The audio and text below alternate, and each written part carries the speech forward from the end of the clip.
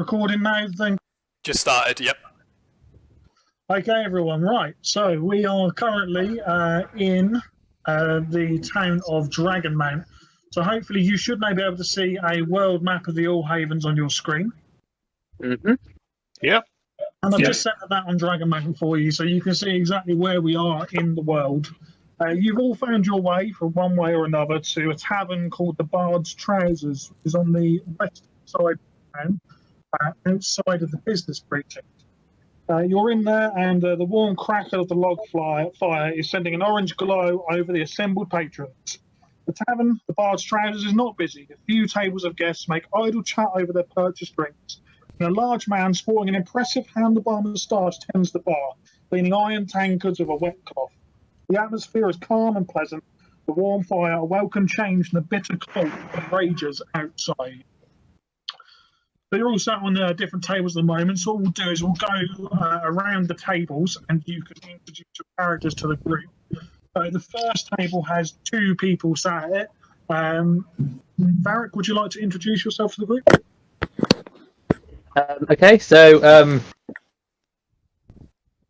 to those who look over to the table, you can see a odd figure of quite large stature, a furbolg sitting on the floor with his back against the wall, next to his companion.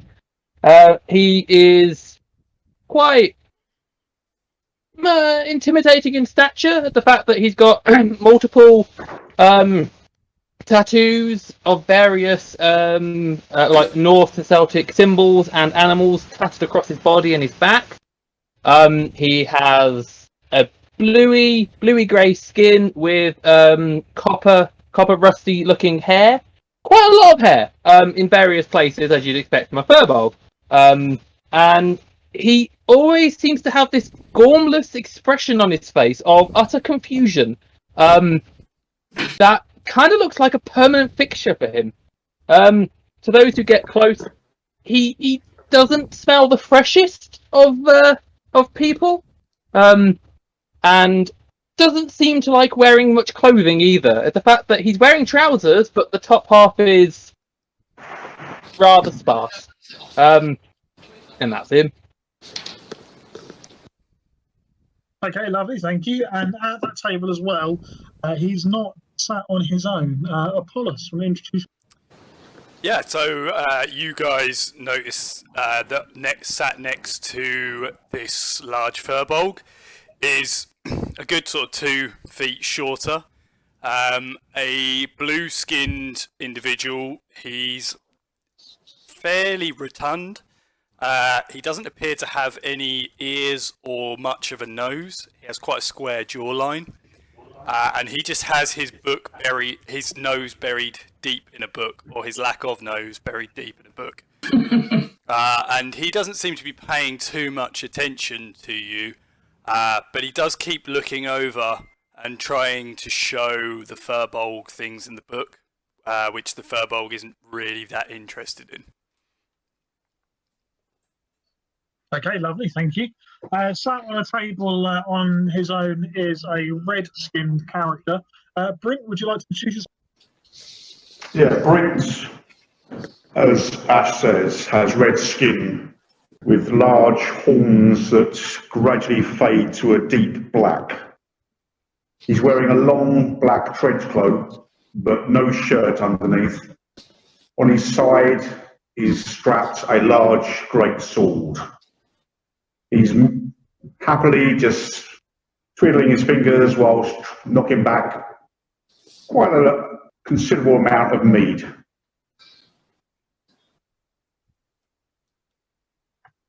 Lovely, thank you. And then on a separate table as well as a figure on his own, Magnus, introduce yourself. Yep, so Magnus is quite tall, towards the higher end of 6 feet, near 7 feet. He's got long blonde hair, not a hair out of place, bright blue eyes. He's got a red flowing cape, and he's definitely knocking back the mead as well.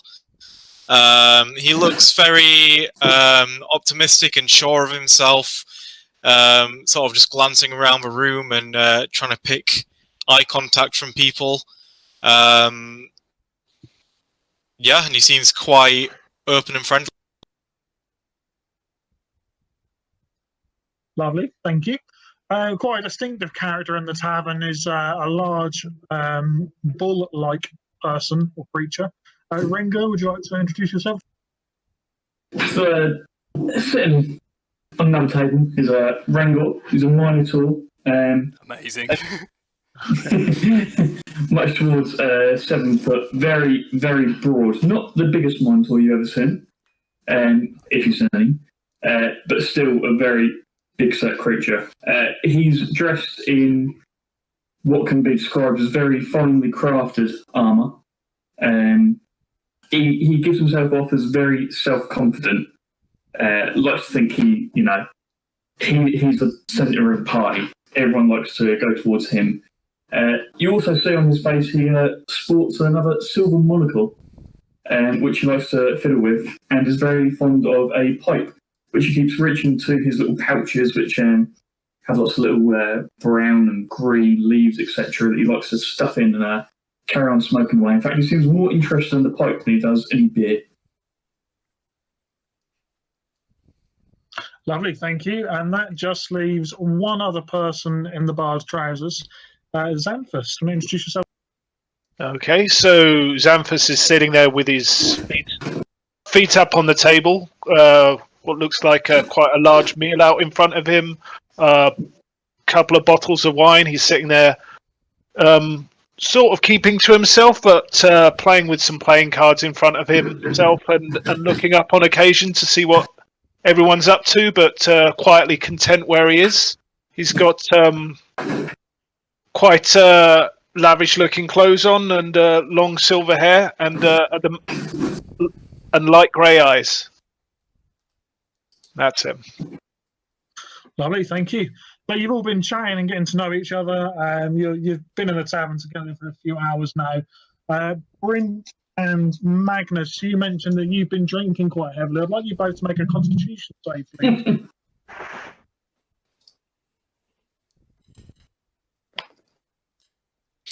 18.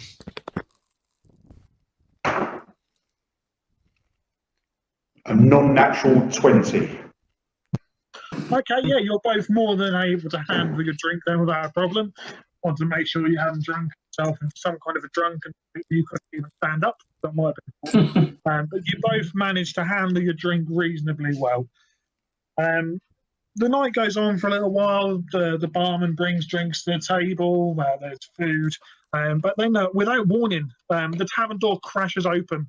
And a man dressed in normal clothing slams the door closed behind him and presses his back up against it. He pants hard to try to catch his breath. His wide eyes start to scan the room before coming to rest on Magnus. You! He points towards Magnus and fumbles his way clumsily across the tavern. Take this, please, keep it safe. He grabs your hand and places a piece of folded parchment on your palm before closing your fingers tightly around it. No matter what happens, this information must not fall into the wrong hands. Please don't lose it, please. His wide eyes are filled with tears, and the touch of his stone-cold skin against your warm hands and arms is uncomfortable. The chill travels through your body and down your spine, forcing every hair to stand on end. As you should see in your handouts in a second a piece of folded parchment up here. Yep. So you do with that what you like. But almost as soon as he finishes speaking, the door bursts open again, and a second man stands in the open doorway. The bitter cold wind swirling in behind him causes his cloak to flap to billow. He stands and glares across the room, his eyes barely illuminated by the fire, fall on the man who entered before him. He closes the door as he begins to make deliberate steps towards him. Lifting his right arm, he shows for the first time a wrist-mounted crossbow. His mouth cracks into a wicked grin before the click of the mechanism of his weapon looses a bolt which flies across the room without warning, slamming the projectile in between the eyes of the man. His body falls dead and lifeless to the floor. The tavern keeper cries out in horror at the murder which has just taken place. Turning back towards the panicked barman, the figure still clad in black leather throws a small coin purse towards him. For your troubles, I'll remove the body if any of you speak of this. You will meet the same fate as this criminal.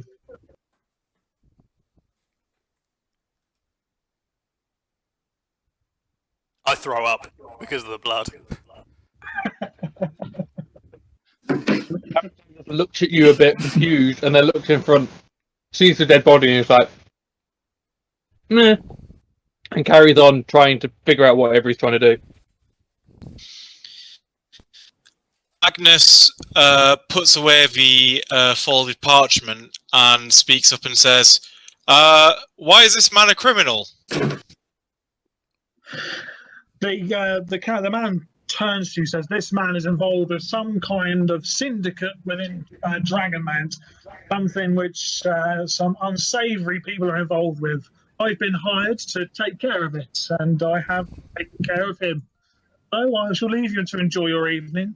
He walks over and grabs the dead man by the ankle and starts dragging him towards the doorway.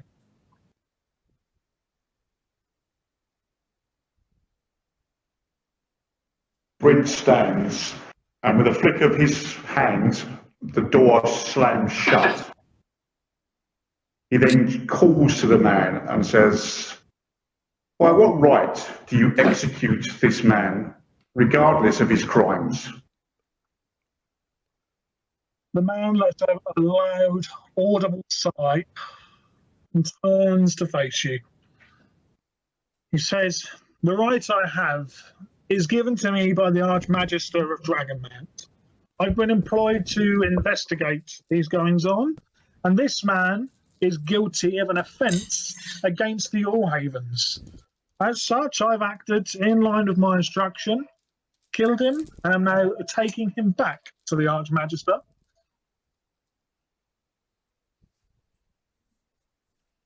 Brent walks over and stands toe to toe with this man, and again repeats, "But why did he have to die?" Make an intimidation roll for me.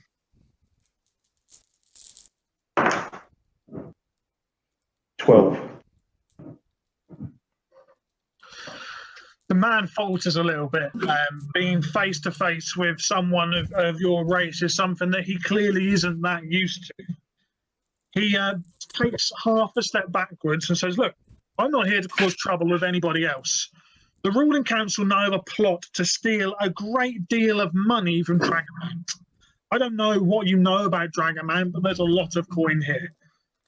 These people, whoever they might be, have seen fit to get together to try and organise some kind of crime to steal this money.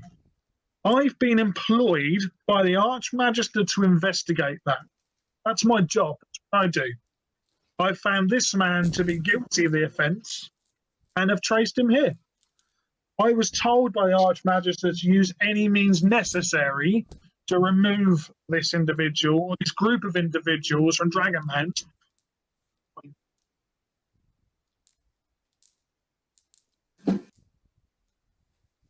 Brent looks at him, and again, not overly happy with his response, states, "I do not agree with you being judge, jury, and executioner.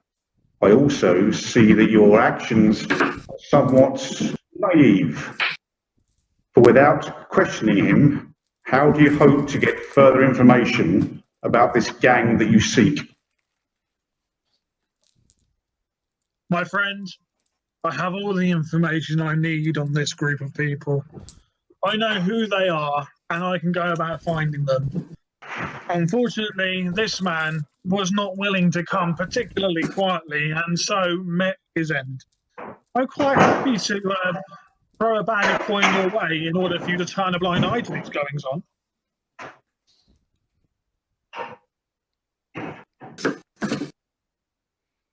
Brent looks out of the room to see if anyone else is reacting.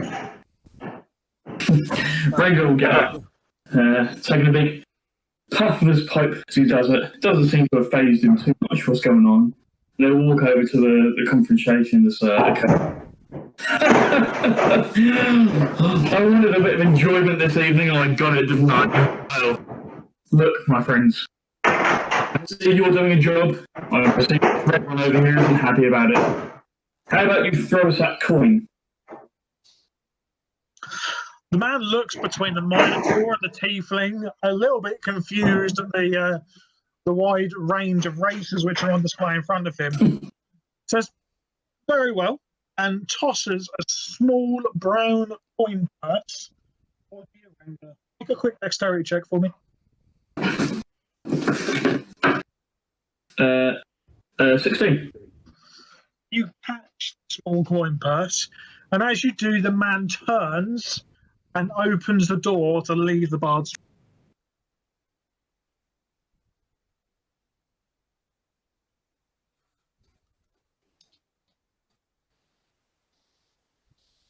I'll put my hand on Brent's shoulder. This guy, he makes himself to be a problem. We will come back to him. With that, the door opens and the cold air rushes into the bard's trousers. And looks back over his shoulder to make sure not following, pulls up a dark hood over his head, and closes the door of the bard's trousers behind him, disappearing into the night streets of the. I turn to Rengor and think, I really wish I'd ordered that steak now.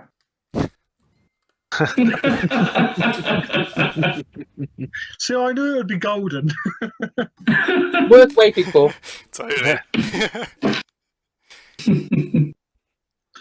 So quiet comes back over the bard's trousers as normality kind of takes back over. The barman walks around and starts mopping up the blood which is smeared across the floor and picking up the little bit of skull and brain which is laying across the table behind the man's back. Apollos, fortunately for you, it was a different table. Yeah, I would be moving. Apollos just kind of sits up, wipes the vomit away from his mouth, and turns to Magnus and says, "Oh, what did that man give you?"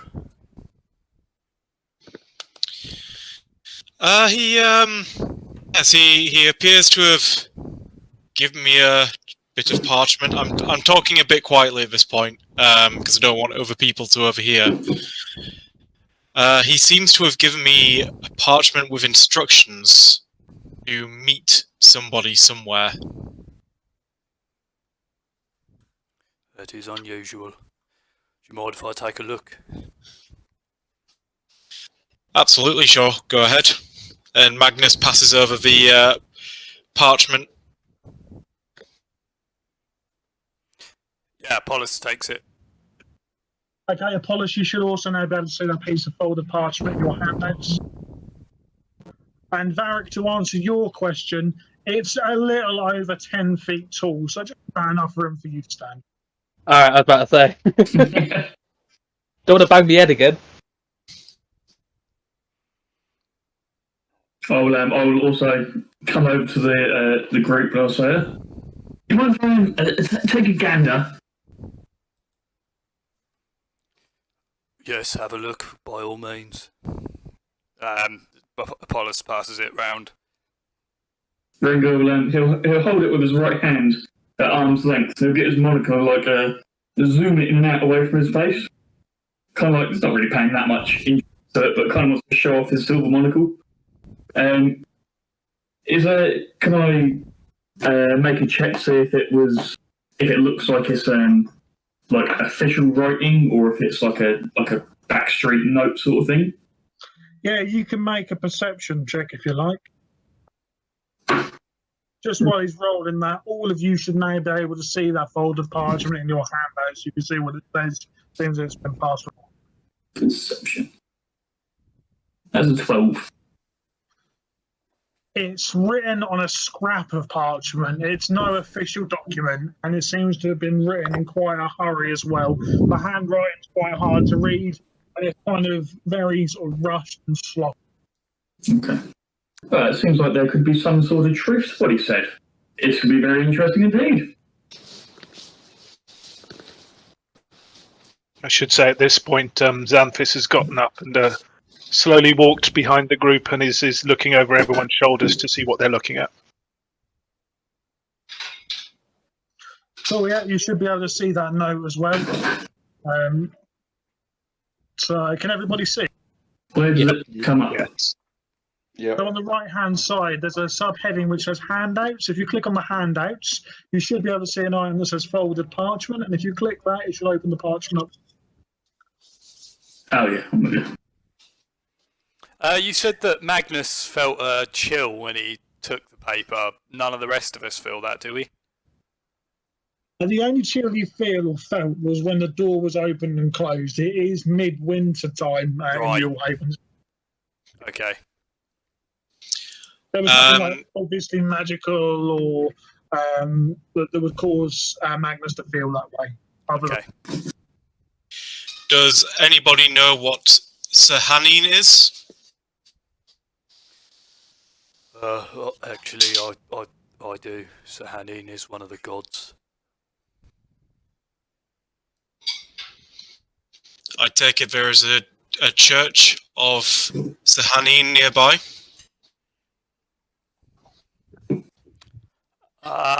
Would I know that?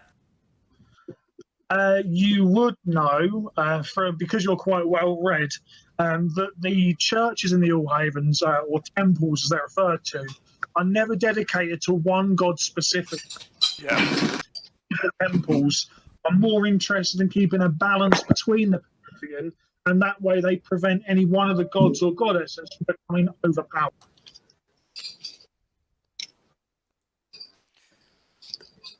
But to answer the direct question, there is a temple, but it is on the far eastern side of the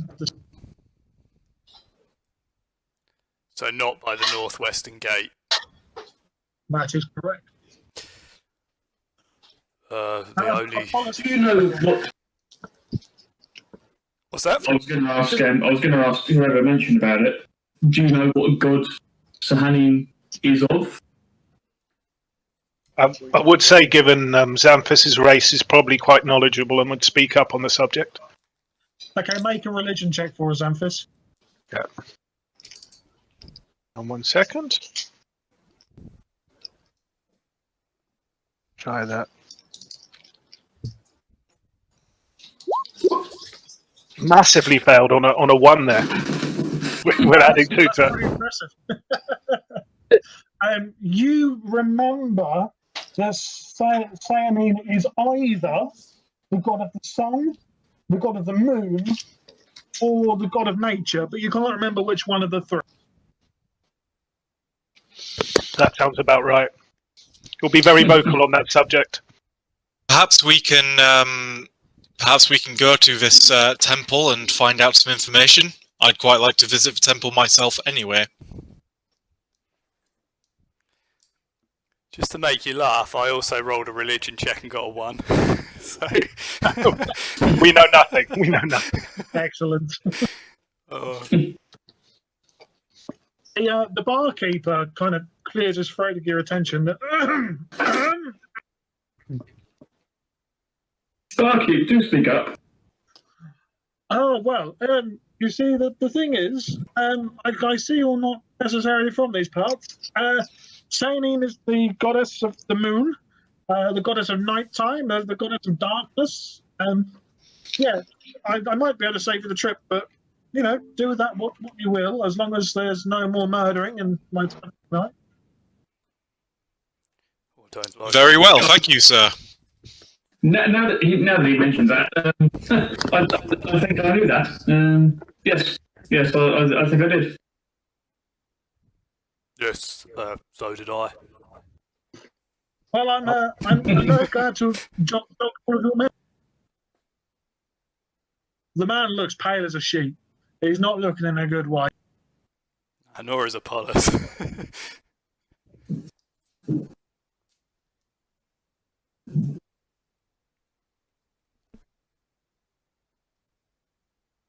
What sort of times at the moment? Is it late evening or? Yeah, it is. It's late evening. There's nobody around outside. It would be about the right time for people to normally be going to bed.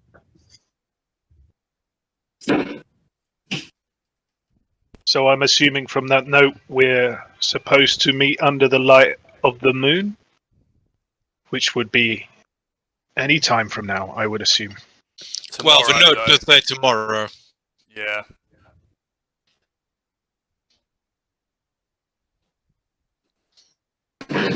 The moon will rise quite early and set quite late. That's a long time to wait. I mean, I've got a lot of library research to do tomorrow, so I'm happy to just spend the day in town. As am I. I'm keen to see where this note leads us. Sounds like we'll all be going. Brint's losing a little bit of interest in the conversation, so goes over to the bar, slams a coin on the top, and just turns to the barkeep. Fill her up. As you slam the coin down, the barkeeper jumps over his skin. Ah! Pours another cup of mead from a shaky hand into your goblet. As he pours it, he's so zoned out and pale and worried. It just keeps pouring and pouring, and it overflows your cup, flows all over the bar. And he finally realizes and says, "Oh, I'm so sorry." And he puts it down and pushes the goblet towards you. I put my arm out and just gently settle his shaking hand and say, "No need to fear me." The barman looks into your eyes and says, "It's not you, Tiefling. It's just murder in my tavern. It's not, what I expected. I've only just bought the place, and all this is happening. And I've got a Minotaur and a Tiefling and a Firbolg and all sorts going." I stand and just correct him. That's a feral tiefling. "Oh, I'm so sorry, feral Tiefling." Magnus walks over to the barkeep and says, barkeep, not to worry. I'm sure the gentleman who was unfortunately murdered has gone to dine in Valhalla with the gods. Don't you worry." Well, I hope so. Xanthus is going to speak up and say he could also be tortured in one of the hells. You never really know, do you? Randall bursts out laughing, just like an abrupt belly laugh that fills the room. As you turn and look back at the bar, you hear a loud crash. The barkeeper's actually now just completely fainted and collapsed on the floor behind the bar. It's all got too much. I turn to the group and I just say, "Well, I know he's not being tortured in hell because I'm here." Ranga will address everyone and just say, "Well, it's time with you chaps. I'm going to go and get some sleep. However, should we convene here in the morning?" Verily. So Varric is currently staring at the tiefling who made the comment about hell, and he's literally just scratching his head, kind of like, huh? And he is ignoring everything and just keeps staring at you, scratching his head. Yeah, I rolled a natural 1 on intelligence. He has no idea what you're talking about. I just put a hand on Varric's shoulder and say, "It's okay, Varric. I'll tell you at a later date." It looks flipping confused. And after a few minutes goes back to trying to finish his meal of, meat dripping through his beard. It's quite gross.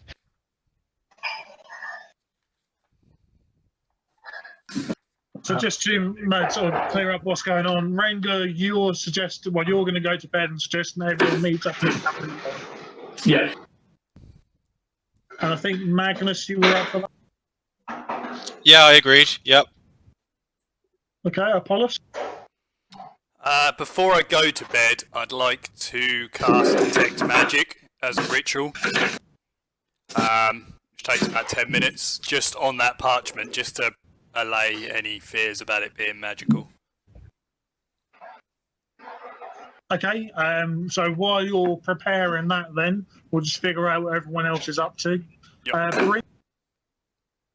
Well, as I've got a full tankard of ale and the barkeep seems to be unconscious on the floor, I stealthily turn around and let my tail hop over the bar and pick up some bar snacks, which I then start to consume. Bree, make a sleight of hand check for me, please. Or sleight of tail, if you prefer. Do any of us see that attempt? Can I? Depends what he rolls. 10. Apollos, Magnus, Xanthus, and Rengar, you all see what Brent is doing.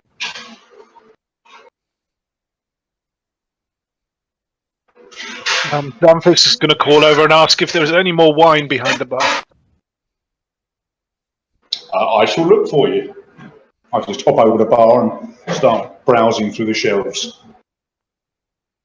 So as you look through the shelves, you find all kinds of bottles of wines and ales and meads and empty glasses. You find bits of cheese, preserved meats. There's all kinds of things behind there. Also underneath that bar is a large leather. I start just pulling out plate after plate of food on the bar, pull up the bottles stuck on the bar to create this sort of a little buffet. But then I do grab the book and I pull it out and start leafing through it. Okay, as you're looking through the book at the moment, I'm just going to jump back to Apollos for a moment. Apollos, you've managed to sort your detect magic spell out. It should be enough time. Yeah. Yeah, there is nothing magical in this tavern whatsoever, apart from the odd little glints of magic that you catch from the other people in the tavern, but nothing that you wouldn't expect from how well read you. Yeah. Okay. Bryn, you opened up that book and it's a ledger.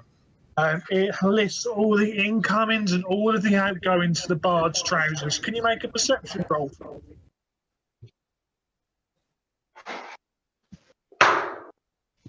Nine. Okay. You notice that there is more money going out than there is coming in. So the tavern is running a financial loss. Feeling somewhat guilty at this and the food and drink we're about to consume, I grab a handful of coins from my pouch and just put them next to the barkeep. How many coins? 5. Are they 5 gold or silver or what? Silver. On the leverage. Rengar's going to ask Brent what he found. This poor man who has only recently taken charge of this bar seems to be struggling. The bar is making a loss. He's going to kind of come to the other side of the counter to where Brent is. And, do you mind if I have a look? By all means. And I hand the ledger over. Okay, Rengar, you've got the book. Make a perception check. Oh, okay. One's putting that. 17. Okay, so you look through the ledger in a little bit more detail, Brent, and you look at the outgoings and you see things that you'd expect, like Butter Swoons Winery, Boozebeard's Brewery, the normal kinds of things that you've seen in various taverns. But there's one entry which crops up every kind of 7 days or so, and it just says Magpies, 50 gold pieces and... So what was it? Magpies, 50 gold pieces? Yeah, that's right. You got it. Okay. I'll voice it. So, what do you make of this, Brent? I look at it and think deeply and conclude that it looks like this could be some sort of protection payment. You may be right. Maybe it's got something to do with the note we saw. It's a shame he's passed out on the floor that we can't ask him. Sorry about that. Maybe in the morning, old friend. Maybe in the morning. And before he passes the book back to Brent, he'll pick up a quill that he's just got handy in his pouches, and he'll just write on the bottom, one-legged prostitute, outgoing, 50 gold coins.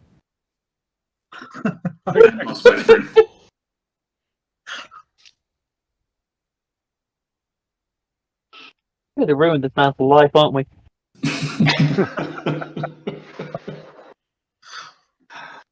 Yeah, I'm not quite sure how to respond to that one. With that, he's going to let out like a sound similar to what you find in a cow, and proclaim his tiredness and his wish to go to bed. Okay, so Ringer's gone to bed. Anyone else going to bed? Anyone staying? I'll have a quick look around to see if I can find a steak and some dining sauce. You have a look around, but you can only see dry cured hams. There's no steaks. In In that case, I finish my mead and I too retire. Okay, is anybody staying up? Xanthus is going to stay up a little while longer, seeing as he doesn't need as much rest as the others. Okay, that's fine. Anybody else? I was just going to put a gold on the counter to cover the cost of what Brent had just taken. Okay, so 5 silver and 1 gold. Yeah. Are you then retiring? Yes. Are you taking? Is he taking Varric with him? Yeah, I'll just kind of like Varric's probably still just standing there scratching his head trying to work out the question from before. Yep. Still standing there scratching his head. Just take him by the arm and say, I suppose we'd better go to bed, Varric. We've got a long day tomorrow. Varric kind of looks down to you, nods, and goes, sleep. And then kind of puts his hand on the ceiling, trying to avoid anything that's dangling, assuming that he is standing at 9'2". Excellent. Magnus? Yeah, Magnus is just going to bed. Yeah, straight to bed. He'll try another prayer to 4, but apart from that, yeah. Just make a quick religion check for me.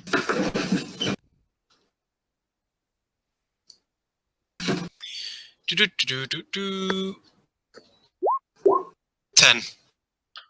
Okay, you get nothing back immediately from that prayer, as you'd expect from the past sort of few days. So we'll have real problems. Yep. So everyone's gone to bed, which leaves Xanthus, the only one downstairs in the bar. Maybe 20, 30 minutes later, you hear this sort of scraping as the barman drags himself to their feet. Looking around, he sees 5 silver and 1 gold, and hurriedly scoops them up and stuffs them in his coin purse at his waist. He closes the leather ledger and slides it back under the desk, sort of looking around, and then begins to just go about his sort of duty of clearing the tables and washing the mugs and glasses and things like that.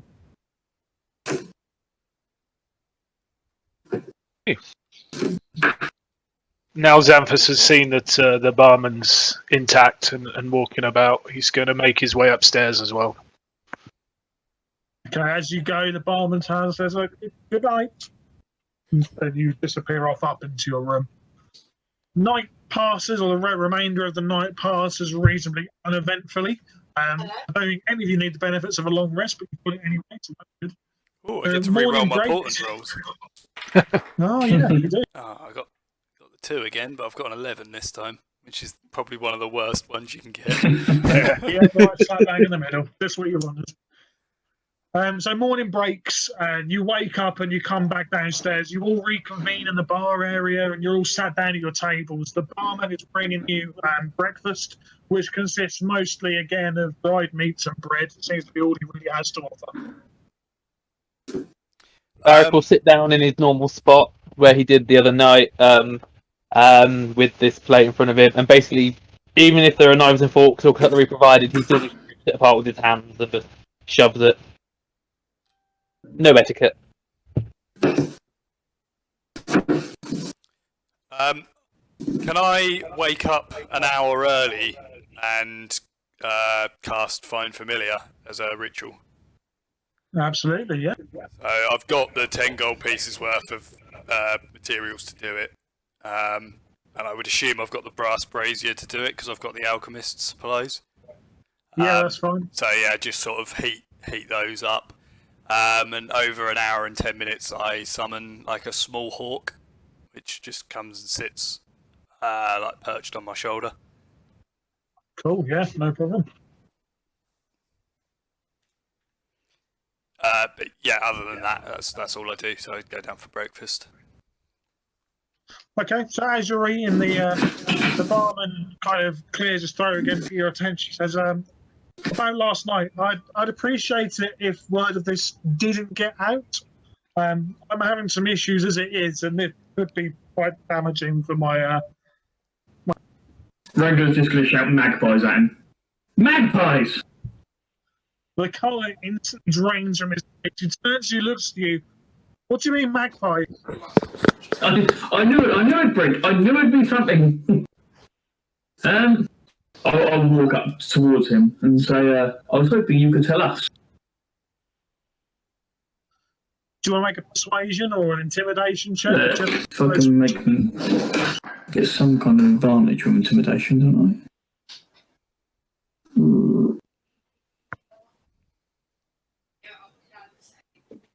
Right. No, I think I must be making that up.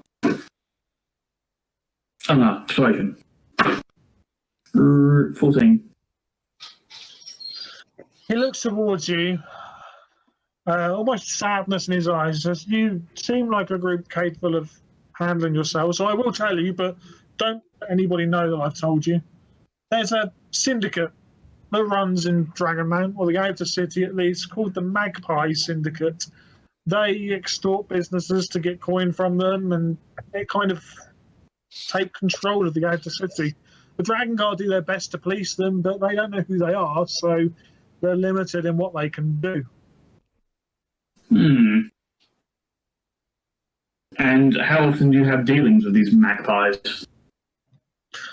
Every 7 days, a group of them will come round and expect some kind of payment for protection. And if I can't make the payment or don't make the payment, then bad things happen. I've not wanted to test that so far, though, so I've always paid them off. Brink sidles over and looks the man in the eyes and says, "In my view, the only good magpie is a dead magpie." The man lets out a sort of a stifled laugh. So, well, yeah, you are right, but they're quite powerful people, so I'm certainly not in any position to... Fortunately, I'm not a person. Are you a magpie then? I look at him and just sort of sneer as if to say, I won't give you a response to that ludicrous question. I'm just going to push him on the shoulder and cheer up, you codger.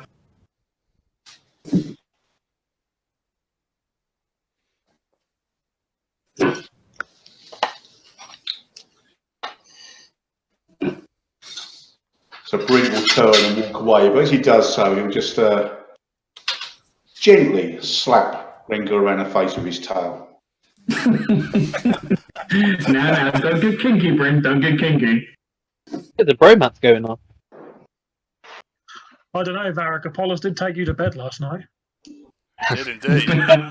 I'm just going to ask the barman, when's the next payment due? And roughly what time do they come? Well, they tend to come late afternoon, but they were only here earlier in the day before you all arrived, and I paid them. So I'm not expecting to see them for at least another 6 days.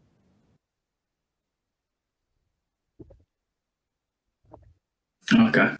As he leaves the barman to go sit down with the others and enjoy his breakfast, he just mentioned that there was a one-legged woman after you last night. Man looks confused. A one-legged woman? Yes. And Rangor just goes and walks off to sit down. You notice as you sit down, the man is quietly sobbing. And there are tears in his eyes, and he seems visibly upset.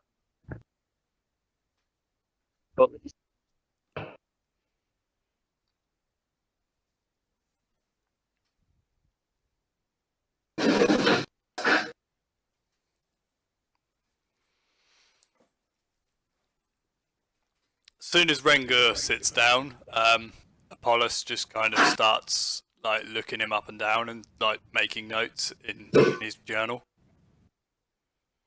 You mean looking Rengar up and down? Yeah. Awesome. Another candidate to take to bed later on.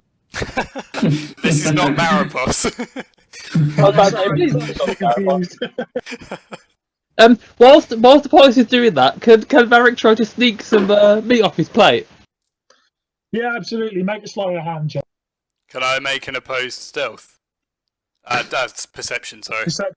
Yeah, opposed perception. Yeah. Woo-hoo-hoo-hoo! Non-natural 20.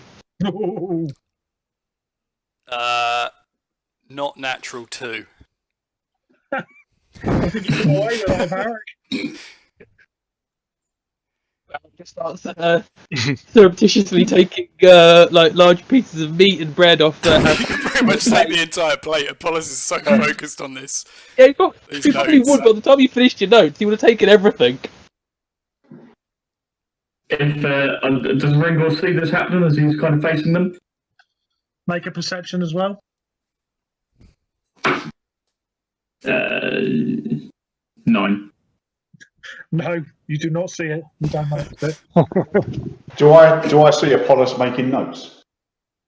Yeah, that's fairly obvious. You can see Apollos is doing something in his book. I mean, I'm So clearly like looking at Rengar and then back to my notes. Like I'm not making any attempt to hide what I'm doing. So I turn to Apollos and say, come on then, share with the class, what have you written about me?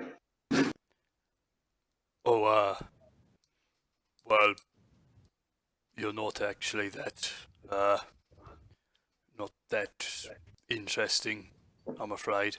I've never seen one like him before. Oh, Once again, Ringor burst out laughing. and yet my kind are 2 a penny, I take it. Yes, they sort of are. Don't fear, Brent. It's the luscious brown locks of my race that they just love. They can't get enough of it. Nor can I with the right sauce. Varric just kind of looks at you two talking whilst shoveling food in his mouth, and just kind of you see a bit of dribble and a cracked smile appear as he just keeps eating.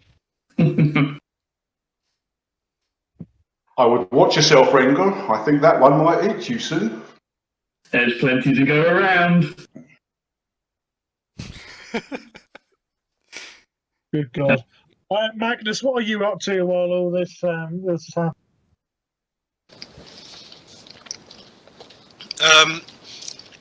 Magnus is just happy to be around people, because he's sort of like been out alone for a while. So he's enjoying watching everyone's shenanigans and having a good time. Scoffing down his breakfast, also thinking about trying to get to that temple. Okay. Do you share any of that outwardly with the group? Yeah. Friends, it's a wonderful morning. You are also entertaining. Would anyone chance be interested in escorting me to the temple? Escorting. Joining me on a trip to the temple? Looks up and says, a morning at a temple looking at religious nonsense. No, count me out. Oh, nonsense! Huh. Oh, you haven't heard the many tales of Thor the Thunderer. And nor shall I. Oh, that's what you think. Why? Oh, I have so many tales to tell. I'm sure I could have your ear for the next week. The only Adventures tale, and feats of strength and nature. the only tale I'm interested in is the one attached to my butt. Oh, too predictable, Brent. Too predictable.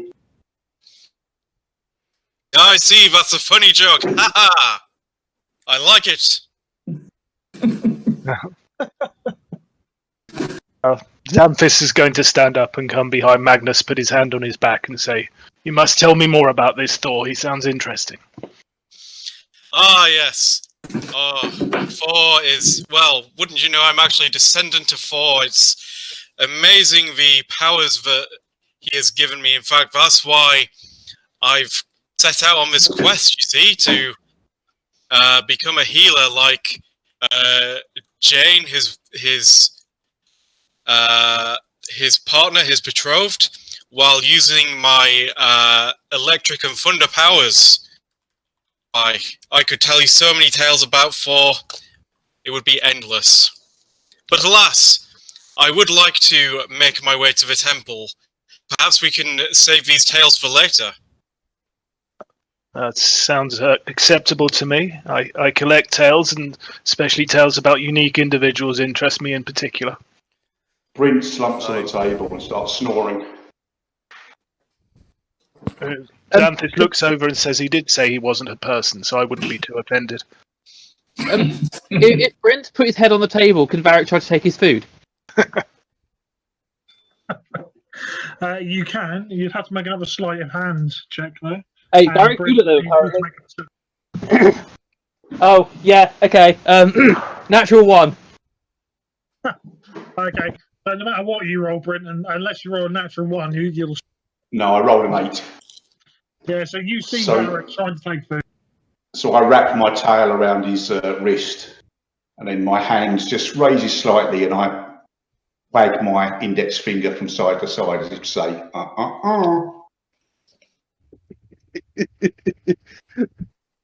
Varric kind of looks a bit like you've just told him off for something that he was going to do anyway, so he looks a bit like "Ugh," and kind of furrows his brows and then carries on eating his food and apologizes. Somewhat feeling a little bit sad for the poor lad. I slide my plate across the barrack and nod. He kind of gives you a bit of a curious eye, and then, without realizing it, he's already snatched the plate away and he's shoveling it in his mouth. Though he grins at you. Again, dribble, and a bit of bread falls out as he grins, and then carries on. As you come to the end of your breakfast, the barman comes back round and starts to lift up plates and glass. He says, I hate to be rude, but I need to go and collect some supplies, which means I'm going to have to shut the tavern. I must ask you all please to call the time for the day and perhaps come back at some. I turn to the barkeeper and says, well, as my friends seem to be heading off to the temple, which does not interest me, perhaps I can assist you with your collection of supplies. The man looks round and says, thank you for your offer. Unfortunately, I don't mean to be rude by any stretch of the imagination. I would be afraid that someone of your descendancy would perhaps scare my supplies. Brent, he means you're ugly. Perhaps that would mean a decent discount for you. Or no supplies at all. I'm sorry, friend, but it's not a risk I'm willing to take. I tell you what, I'll waive your fee for your room. I smile, and as I do so, you get a glimpse of my fangs, but and I say that no need to apologise. I can understand, and I will pay my way. The man looks at you grateful. Well, thank you. I appreciate that. It is a difficult time.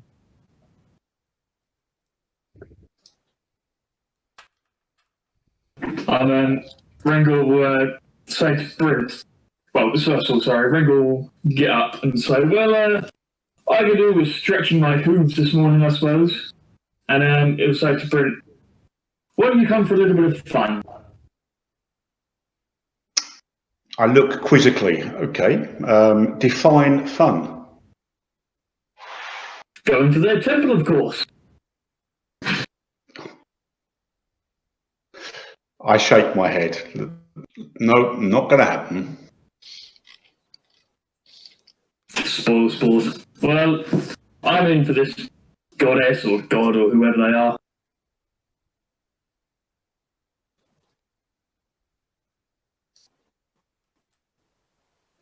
The barkeeper speaks up again and says, I'm really sorry to trouble you all, but I really do need to get on and collect those supplies. Please, could I perhaps ask you to carry on the conversation as? I am going to minor illusion a stake into Apollos' hand and just say, I'll tell you what, Brent, if you come with us, I'll give you this stake. Do Can I do a perception to see if I notice that it was a spell he cast? Yeah, I think it's an investigation check. Yeah. Yeah. Oh, investigation +4. Oh. Oh, it's only got 7. I'm guessing your spell DC is above 7. Yeah, that's definitely it's a stake to you. As far as you're Right. concerned, that is the perfect cut. Yeah. Oh, what the hell? Yeah, okay, I'm in. Oh, but you don't get it until we get to the temple. That's what Fair enough. Varric will take all the remaining food that he can and kind of just pop it into a bag next to him on his hip. And as everyone gets up, he'll just keep eating from it. I purposely make sure Varric doesn't see this steak. Yes, we all know what would happen if Varric saw the steak. Okay, so you step out into the cold light of day and you take a deep breath of the cool, fresh air.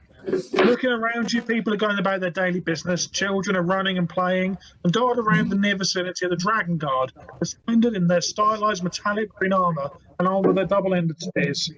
As you look over to the left, the alabaster white stone walls of the business precinct stand tall and dominate. Along the top of the walls, the sun glints off the armor of the Dragon Guard. Directly outside the bar's trousers is a notice board, and pinned to it are 2 notices. Looking across the square, you see a few market stalls of people selling food and drink mostly. But there's one stall which stands out to you. A lady sits behind a crystal ball, wearing some quite brightly coloured robes, and she looks directly at you all as you leave the bard's trousers. Dotted around the square are 2 or 3 Dragon Guard, but they're stood idly chatting amongst themselves or with the villagers. Although it's a cold day, it's bright, and there seems to be a pleasant atmosphere in the air. What would you like to do? So Magnus, your god, I don't recognise him from this pantheon of the local realm. Whereabouts are you from? Steve, that's actually a good question because I don't know what sort of realms would exist. I've not actually put him in a particular place.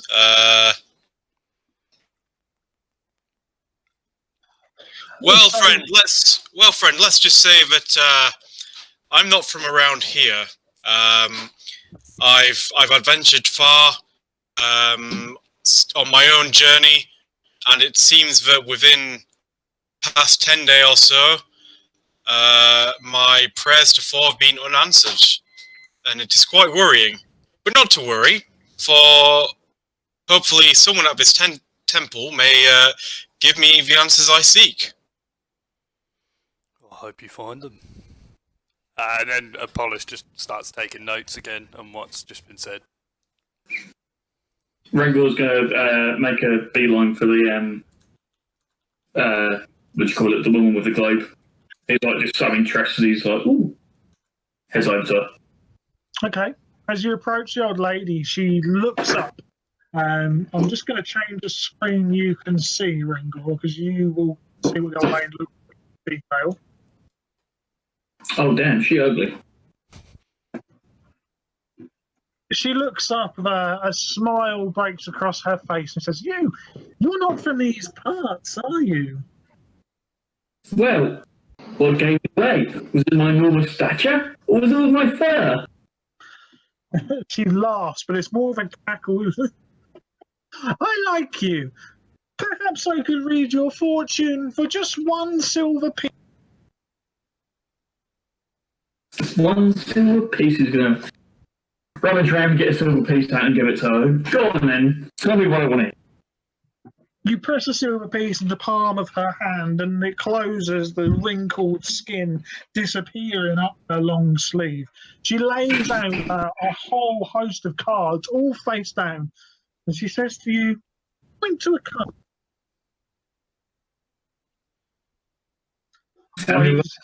I need you to roll a percentile dice.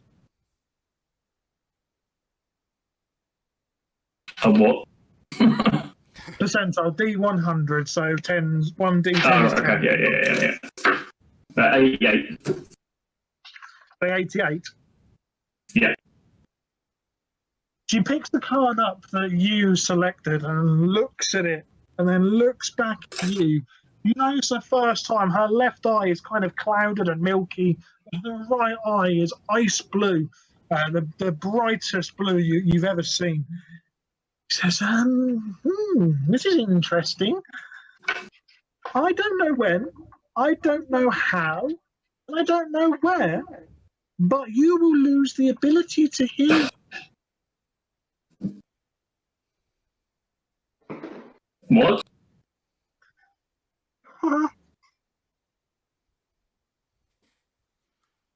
No, I genuinely didn't hear you. I seriously didn't know what you said. He says to you, he doesn't know when, where, or how, but you will lose the ability to be able to hear. Okay, this all makes sense. Ah, well, I've had better fortunes in my time, I suppose. Well, you're welcome to try again for another silver piece. I'm not sure about you. Or perhaps Prince- your friends. Maybe your friends could try. Brent sees the opportunity to spend some money, so he's straight over there while shouting over his shoulder, "Keep that steak warm." The woman's gaze switches to you, but it says, a feral tiefling. 1 silver piece, and I'll read you your fortune. I gently place a silver piece in the palm of her hand and say, "Don't tell me. I have better horns than Rengor. He has horn envy."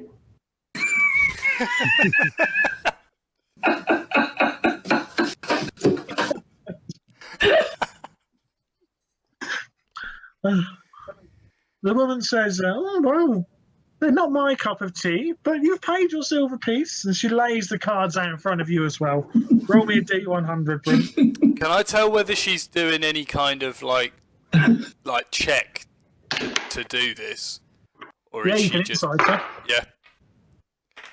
yeah? 61.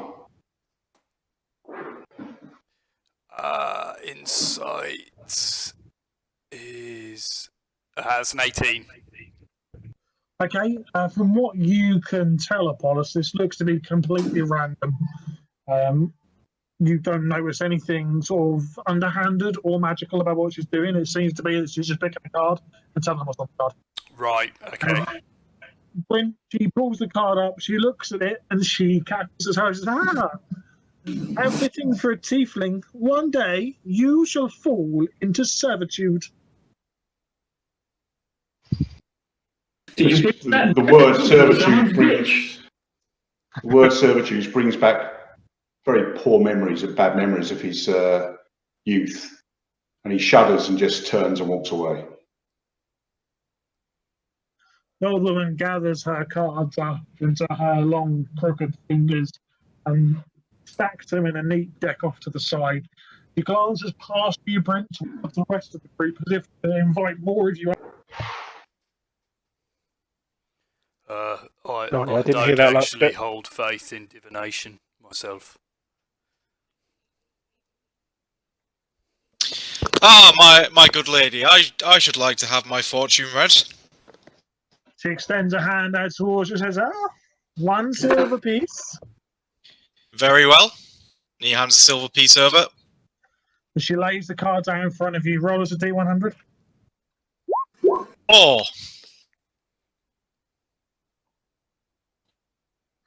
You just say 4, yeah? yeah, 4. She pulls this card out and has this look on her face of almost shock. And she smiles a really warm smile. She looks to you and she says, wow. She turns the card towards you, and it's a symbol of a warrior stood in golden armor, clutching a huge hammer. Because one day you will command the Dragon Guard.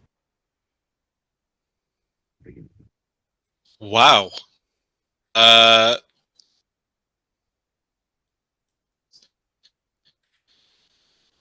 But very happy because he believes that to be a noble thing for him, but he's unsure of how the hell he gets there.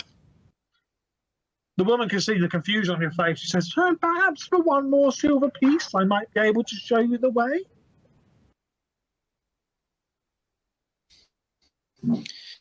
Very well. And he passes another silver piece. Excellent. So she spreads the cards out in front of her one more time. Roll me another D1.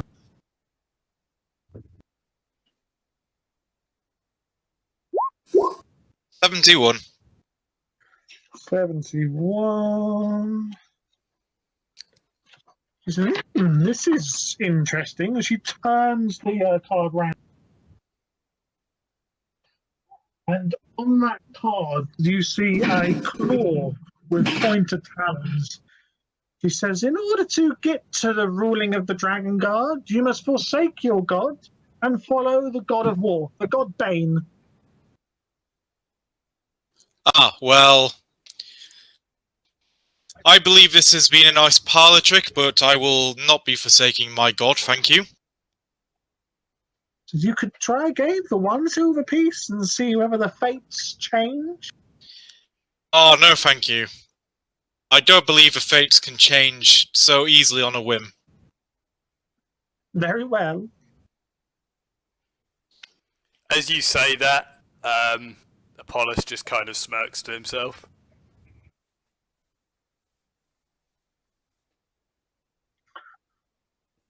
The lady looks towards the others in the group, and her eyes fall on Xanthus in particular. She says, you, there's something about you. Come, let me read your fortune. I won't charge you. Let me read your fortune. Oh, Xanthus is happy with that. He steps forward and greets her with a warm smile.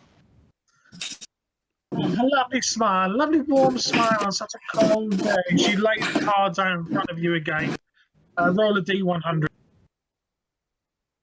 Okay.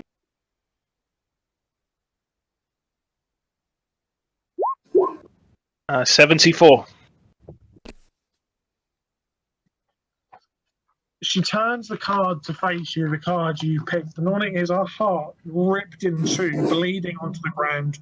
She turns to you, she says, the one person that you love the most will learn to hate you forever. Sounds serious, but I'm not really sure I could hate myself that much. He laughs and says, well, time will tell. Time will tell. Oh. There's you, the blue one. Perhaps I could read your fortune. Alright, but I'm not paying for it. As I said, I don't believe in divination. Oh, I've made more than enough money today. Come, sit at my table and we'll see what the cards say for you. Apollos just reluctantly sort of strolls over and plonks himself down, rolls his eyes. She shuffles the cards and lays them out in front of you again. Roll me a D100. 33.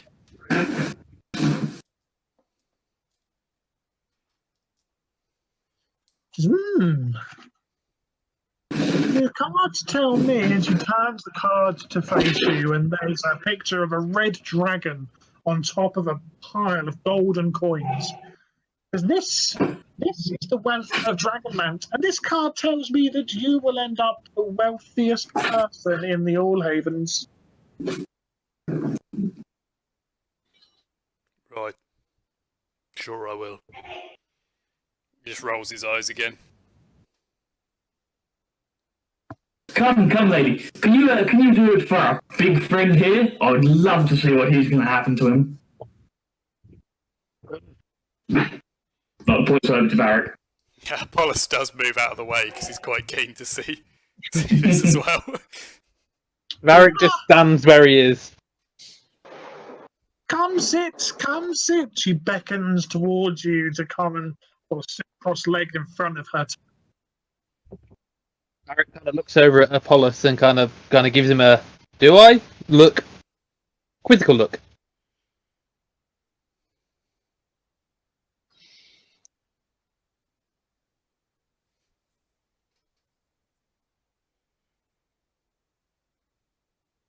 I'll be encouraging Varric as well. I'll be like, come on! Reluctantly, he takes a few steps forward and kind of brings his axe across his lap as he sits on the floor and kind of just stares at her. She shuffles the cards again and lays them out in front of him. Says, "Just point to one card. Roll me a D100." 43. Looks quite confused. She pulls the card out, turns it towards you, and you see it's a picture of 8 figures sat around another figure in a circle. Because this is the card of the council. This says that one day the rulers of the All Havens will look to you for advice. I just burst out laughing. Just scratches his head a bit and goes,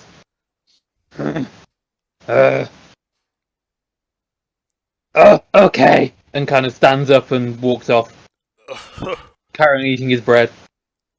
Honestly, there's no point in even listening to what that woman says, Varric. Clearly it's a crock of old shit. He kind of nods. Well, I hope so, because I've only got one, Michael, and I can't afford to go blind. I'm sure if you wanted to, you could always come back here and change your fate. So it doesn't seem that serious.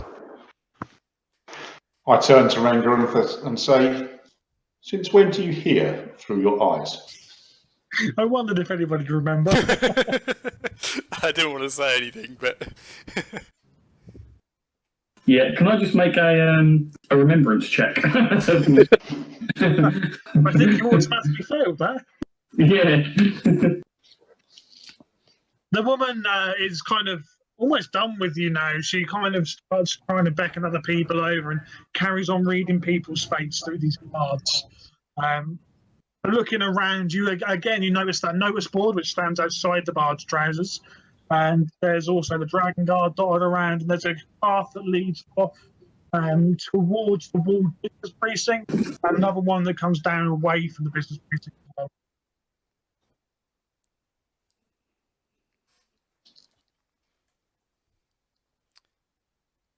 do we know which way the temple is from where we are? None of you know exactly where it is, only that it's on the far east side of the city. Could I send Hawk up to have a look? Yeah, absolutely.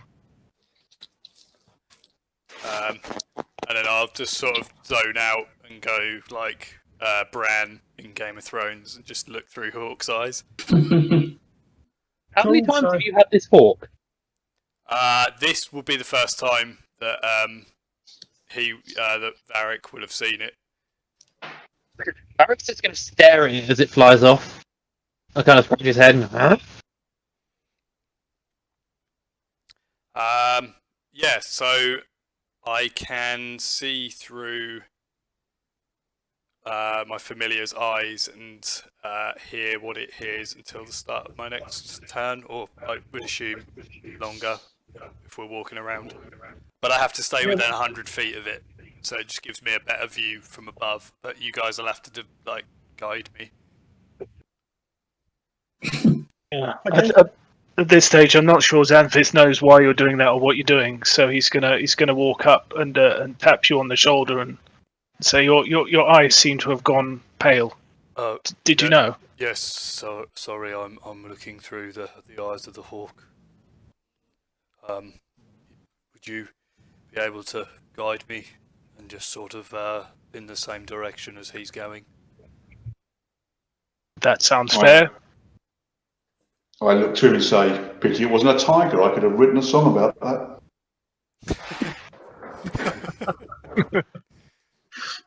So, Apollos, make a perception check for me. Cool. Do I get advantage on that because it's a hawk's eyes? Yeah, absolutely. Ah, good, because the first one was a 1, the second one was an 18 plus 2. So 20, not natural. So while you're sort of up there, you see the top of what could be a temple as a long sort of pointed spire, There's a lot of people around there. There seems to be something else going on around there. You can't see exactly. I assume it is to the east. Absolutely, yeah. So you have to go. You're looking right over the business precinct. You do see some interesting things in the business precinct. You see a large airship, which is currently on the ground, and there are lots of figures dotted around, which seem to almost be glowing a bright blue colour.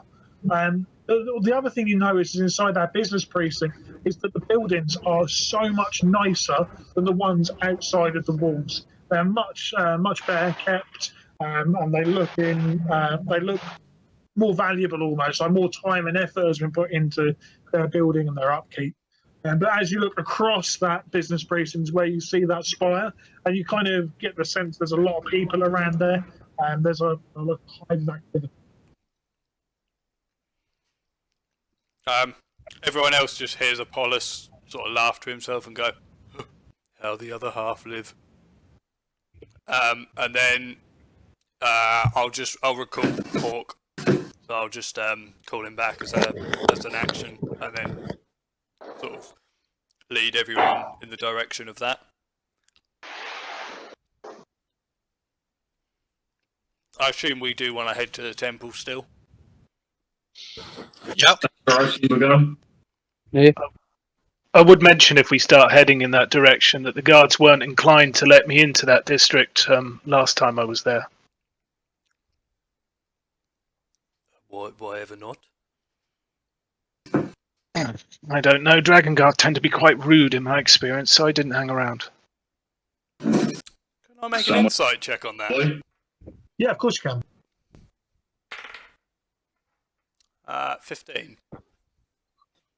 Yeah, he's telling the truth as far as you're concerned. He's being genuine. It just doesn't quite match with your experience and what you've read of the dragon. Yes, I've noticed we've had a few strange looks, but then, I mean, if you look at Varric and I, we are slightly unusual. Barrack's nodding. Varric knows that. Oh, he knows that people have been looking at him. He doesn't really care. So, Apollos, the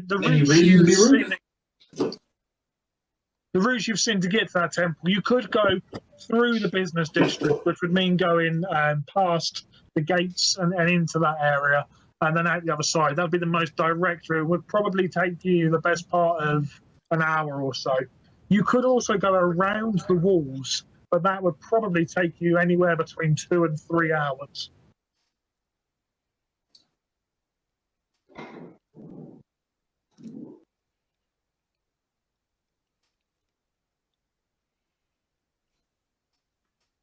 I guess if that's the best Well, way that we've got.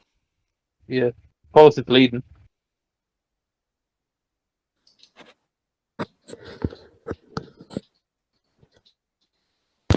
Yeah, I guess we go that route if we want to take the slightly longer route. We can attempt to make entry into the business district again. I'm just not confident of our chances given our eclectic composition. Oh, we can always give them a go. Tell them tales of the god we are there to seek answers about. I'm sure they'd be entertained quite thoroughly. Magnus, my dear friend, I don't think they really care much for the gods around that part. Apollos, just out of interest, how much of what you saw did you relay to the group? I didn't relay anything about the airship. Oh, that's Just basically that I'd seen the path there. Purely just because, like, Apollos isn't really the sort of person who would be that interested in that going on. Okay, yeah, no problem.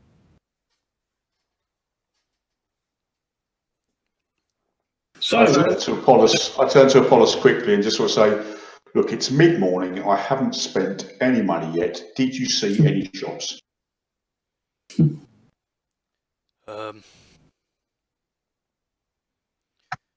I believe there was some shops. I wasn't really looking for shops. I was mostly just looking for the temple. Right. Shopping. I guess if we head that direction, we can always try and get past the guards. See, if they say no, then we've got the other route to take. We've got a whole day to waste here. The guards may also have some insight into these magpies that we can get from them. Indeed. So the actual distance from where you're stood at the moment to the gate nearest to you isn't particularly far. It'll take you maybe 10 minutes to walk. Okay. It sounds like the decision's made for us then. Yeah.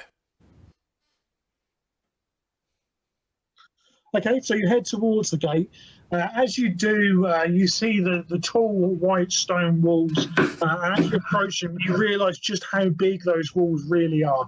They're probably anywhere between 40 and 50 feet tall. They're quite big. Then as you approach the gate, there are two dragon guards stood there in their armour. As you approach them, they move forwards and order you to stop and ask to see your permit to allow you into the business sector.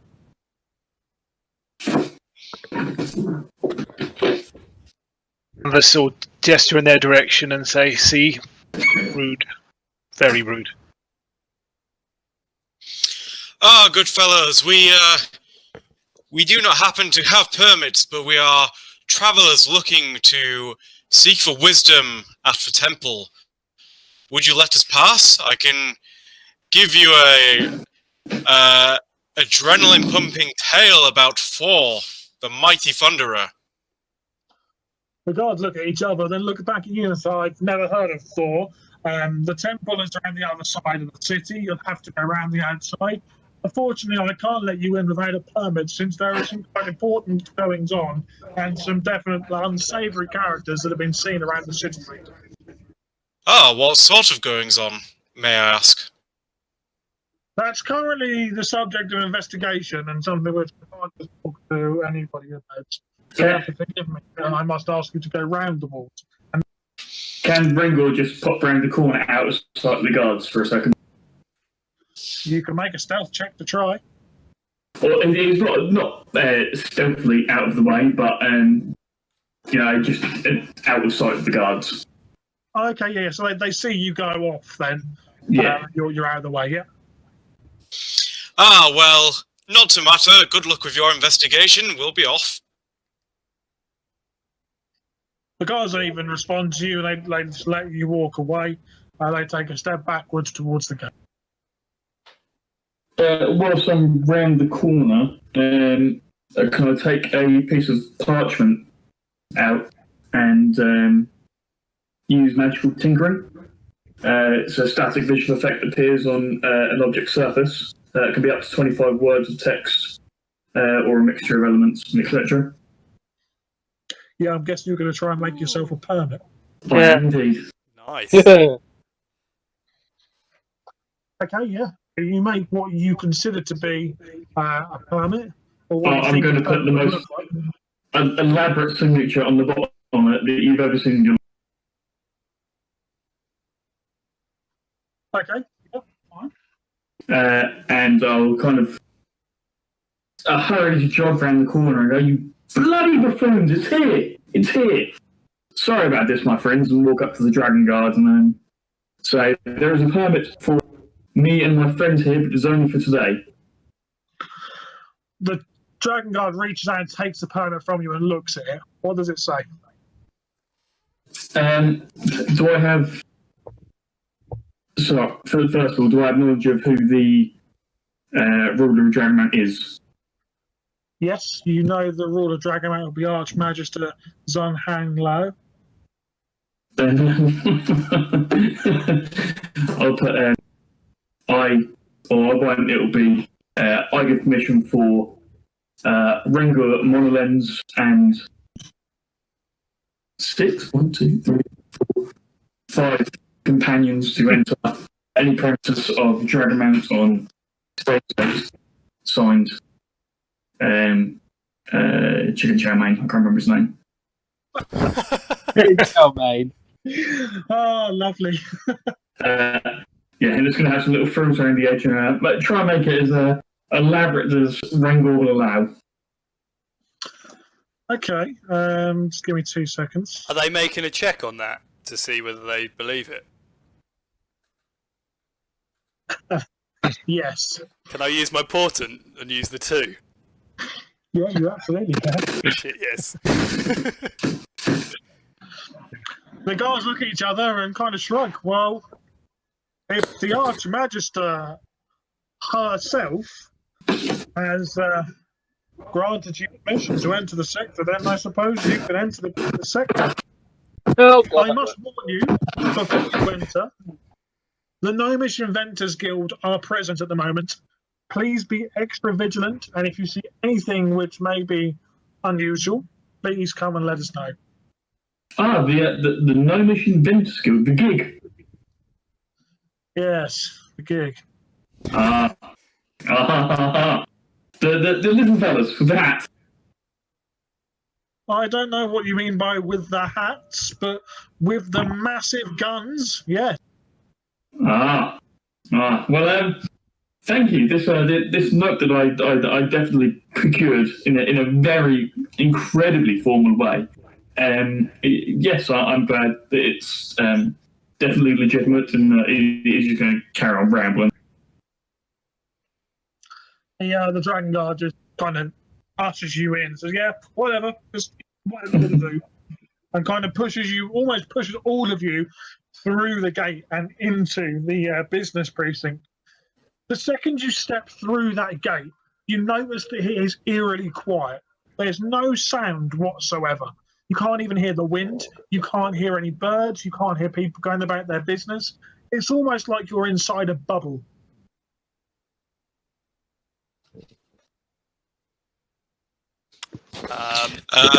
So after walking through, if he can make any noise, Magnus says, does anyone else happen to know what a gun is? Barrett Does shakes anyone his head and kind of scratches it a bit and goes, no. A gun? Sorry, out of game question. Obviously, our tips so they can have proficiency in firearms. Is that a yes or a no? Because it's an optional rule. Yes, you know what he meant by a gun. More to that point, you've done enough research around the Gnomish Inventors Guild to know they take ether energy and turn it into ranged weaponry. Sweet. Rango will pop up and go, yeah, guns. You must know what guns are. They go bang. I look Sorry, at I the didn't group. catch the last of that. Oh, they go bang. Oh, well, there are many things that go bang. Thunder goes bang. Is it thunder? The group, and I flex my biceps, kissing them, and say, "These are the only guns that I know of." I've seen bigger guns on one of our calves. Okay, Microhorn. I understand now. So there are gnomes walking around with large muscles. Interesting. Well, there might be, but I've never got to know a gnome in that much detail. The Inventors Guild, that's one of the reasons why I came to Dragonmount. They've created some out-of-this-world technology that I'm just eager to get my hands on. Almost as soon as you say that, Ranger, from round the corner steps a small person clad head to toe in bronze. As they walk, their joints seem to hiss and steam comes out of their suit, and they walk past you, glancing towards you.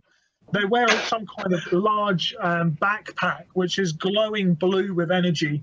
And held in two hands, they hold a large firearm connected to their backpack via a long hose. He turns towards you and immediately addresses the group. Says, "You, what are you all doing here? You shouldn't be inside this sector, not while our work is being carried out. Where's your permit?" Here, I'm going to give it to him. I'm going to multi-pass. Fifth element. Right, make a deception roll with advantage because you made it with magic. Can a deception, is it? Yeah. Can I do a persuasion? Yeah, go on, that'll be right. Yeah. That's not great. Oh, there we go. 18. He looks at the parts and looks back here and says, "Well, this doesn't look quite right to me. There's something not quite right. Just wait there one moment." The gnome turns and pokes his hand around the corner and calls something out. And from round the corner, another couple of gnomes sort of congregate, and they look around this piece of paper. And the original gnome comes back and says, we're not entirely convinced your permit is, as you say, genuine, or in fact a multi-pass. So, unfortunately, I must ask you politely to leave the business sector. But we have important business to do. Yes, unfortunately, your pass is very vague, and we can't risk any loss of our car. We come for information on the, what was it called, the ether?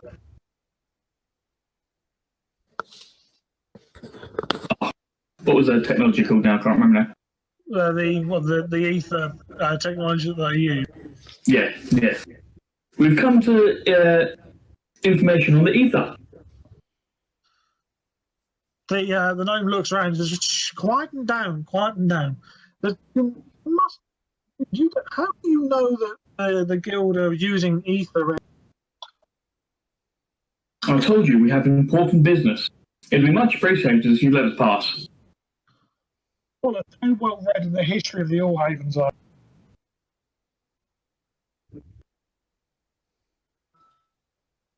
Say again, I missed that. There was a question for Apollos. How well read in the history of the All Havens are you?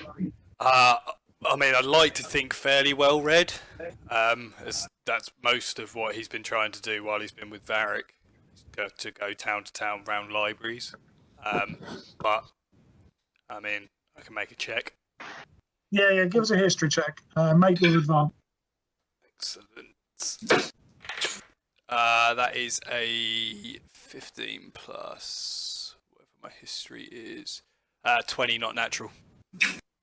Okay, so you are able to give Ranger a quick history lesson, and you inform him that the Gnomish Inventors Guild have actually been banned from using ether energy by the ruling council, and they try and cover up its use through various magics, but they don't openly discuss the use of that as far as.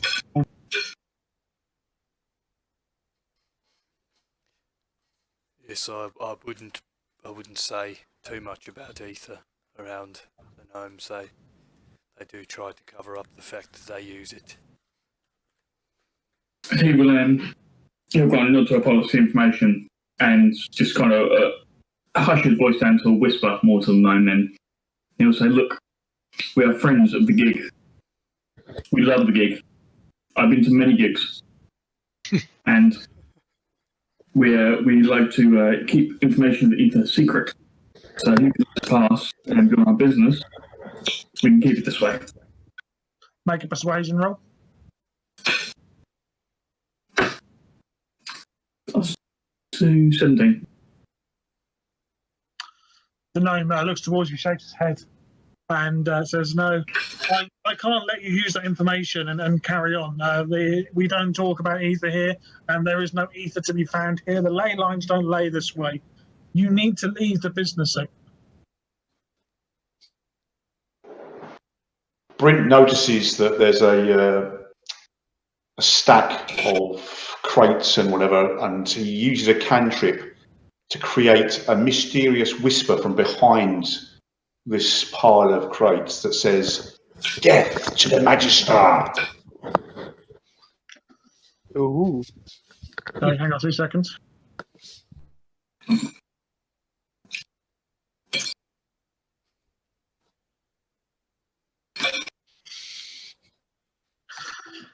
Hearing this, the gnomish guard spins round, turns towards him, and brings his cannon up.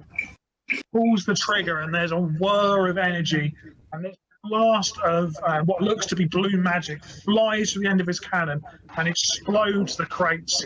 There are shards of wood that fly in all kinds of directions, and inside the crates are various fruits, and they just get completely pulverized by this energy. I turn to the group and say, bit trigger happy, aren't they? I think at this stage, Xanthus is going to start laughing at the tiny metal men blowing things up. So this angers the gnome. He turns around and says, "You must leave now. Leave the sector and get out of here before we make you go by force." Or before you rust, I suppose. And Xanthus turns around. Friends, I was doing this technology in action. It is not a good idea to go against these guys. I suggest we find alternative passage and takes his monocle off and winks at everyone individually and then replaces them over his eye.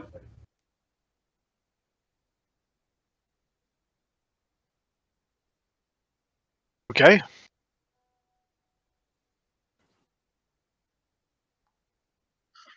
So by this time, it's kind of getting on to late afternoon. It's going to be difficult for you to get all the way around the edge of the city and get back to the right gate. And by the time the sun goes down, which is where you need to meet this other person, what would you? I think Xanthus would be confident enough, if we know it's the moon, that he's decoded the letter to his satisfaction. So he'd probably be happy to head to the gate.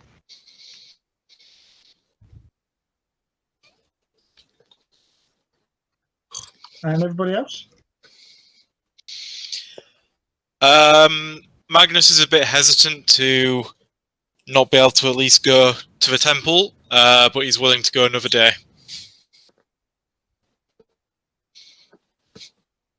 Eric's just following on everybody else, and when he runs out of scavenged bread and meat, will just look a bit disheartened, but will drag his axe, but carry on behind them. Yeah, I mean, Apollos doesn't really want to get in a fight with those gnomes, so he's absolutely happy to go the long route.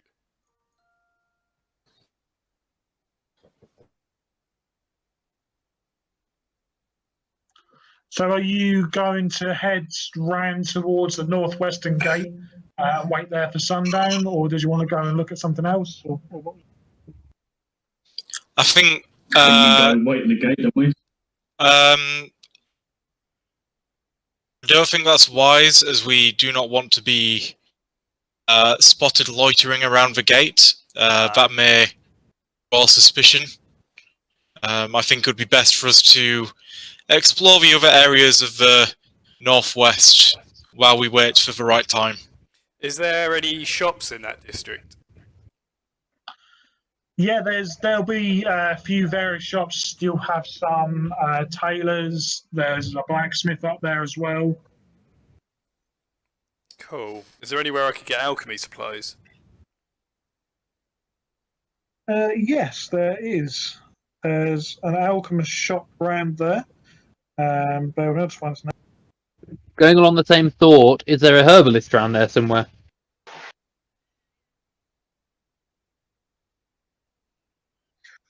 So I'm going to assume that you guys are going around there and having a look around, trying to find the shops. Yeah, I mean, we need to be in that district, don't we? So yeah, you do stumble across a shop.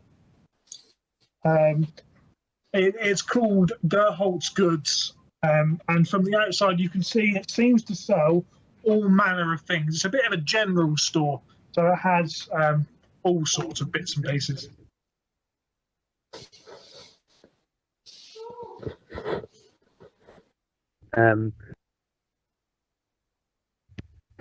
Yeah, Barrett will go in, mining his head. So it's a squeeze for you, Varric. It is a normal sort of sized house, so the door is sort of 6.5 foot tall. So you have to stoop to get in, and as you walk in there, there's a grey dwarf sat behind the desk who looks up at you and grunts. Furbolg, what do you want in my shop? Varric will walk over to this dwarf, and will kind of give him the sideward glance down at him, put his hand around his back to his bag, pull out his book, and kind of show some of the pages off which have like crude drawings of pretty much accurate various plants and stuff, and kind of points to them and goes, "Have here." Dwarf runs his hand through his beard. This is most unusual to have a Furbolg asking for these, but I do keep a fair few of them. He reaches underneath his counter and pulls out a chest. He opens it up, and there's pretty much everything you want in there. He looks, he says, these are yours for the price of 8 gold pieces.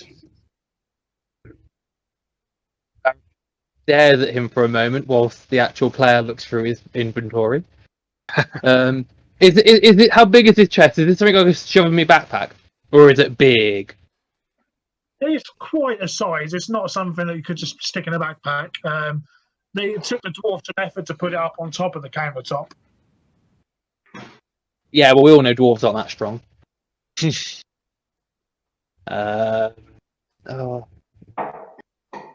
Can I have a look through it? We're looking at our Varric Apollos. Do you enter the store as well? Yeah, I guess so. I know how Varric is with shopping, and I sort of keep a close eye on him. I don't know what you mean. Has anybody else entered the shop? Is anyone else going in for a look around? Xanthus definitely would. It's new shiny. Brint is trying because he's got money in his pocket burning a hole, but he's finding it difficult to actually get in there. Being too polite. Come on, Furball. Come on in! The dwarf looks back at you, Varric, as if to say, come on, hurry up, you either want it or you don't. Can I have a look through it? I go to open it. You want to have a look through the chest? Yeah. Yeah, so in there is everything that you would need to create what it is you're trying to create. How many, knowing about the days, how many days supply does this have? It's a good 3 days in there. 2 or 3 days. Is it a decent price that he's getting? Do I think it's worth 8? You can insight it if you want, although Varric will be inside the disadvantage. Yeah, Varric always insights play disadvantage. Hang on a minute, my insight's based on wisdom. My wisdom's quite good. Well, that would be the highest roll was an 18, the lowest was a 12, so that would be a 14.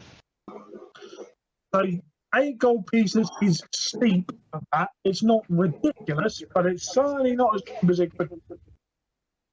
Varric will go into his coin pouch, which is in a very discreet place, and we'll pull out 6 gold and put it on the table, and we'll just stare at him. The dwarf looks at the coins and looks back at you and says, 8 gold, not 6. Needs another 2. If Xanthus is there by now, he would try and intervene to get the discount. Go By for it. smooth talking. This is how Varric this is how Varric haggles. So how do you try and get this? I think he'd try and impress upon the dwarf that we're all friends here, and it would do good to build a reputation for the shop with other visitors if we were seen to have fair prices rather than perhaps taking advantage of more naive individuals. Okay, make a persuasion check. Okay.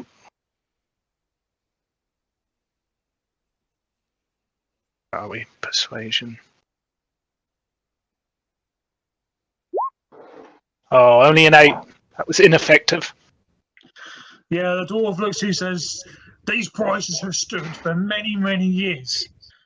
Now, I need another 2 gold pieces, Furball, or you can leave. I'm just going to stare at him and try to intimidate him. As in, There we go. I just want to puff up my chest a bit and kind of just stare at him a bit, like, and growl a little bit, as in, you're being unfair. Okay, yeah, Barrett? intimidation roll. Derek doesn't know many words. Can I use strength, or is it? Do you want me to use charisma? If it's intimidation, it would need to be charisma. Okay, I was going to say I don't have to say anything, but okay. Oh, that's not too bad. 18. You sort of puff yourself up to full height, or as close to full height as you can get in the shop. The dwarf just goes, all right, whatever. 6 gold, fine. Scoops the coins up and pushes the chest of supplies over towards you. All right, takes Don't it. Takes tell it. anybody else you had an easy ride in here. And Varric kind of grutters out a thank you, and kind of puts it under his arm. He holds it one-handed, and he just turns around, axe in the other hand. So the dwarf's attention now turns towards you, Xanthus, says, what can I do for you? What are you looking for? Xanthus is going to ask if he has any musical instruments or the like in the shop. Oh, let me have a think. Hang on a minute. I think, yeah, the dwarf disappears into the back of the shop. You hear some rummaging, and you can hear bits that are quite clearly being thrown around in the back room. And then he comes through with this bag, and he sticks this bag on top of the can and goes, you'll like these. He picks this bag up and blows into a long pipe with the bag under his arm. He squeezes his elbow down towards his side, and this rip-roaring sound just bounces around the shop. It sounds absolutely horrible. This dwarf has clearly got no musical talent. He looks at you and goes, bagpipes. What do you think? Xanthus will light up at that and think they're amazing. How much? How much? Well, I pay quite a bit for these, so I need to make my money back. 45 gold, and they're yours. No questions. Can Varric kind of stand behind Xanthus and do the same again, just puff himself up a bit? You can give it a go. At this stage, it's going to give him some encouragement in the form of inspiration from a bard, building him up a bit. Or is that for me? Yeah. What D are you using? 6. D6. Okay, well, I rolled a natural 19, so 23. The dwarf looks over towards Varric again. Oh, fireball.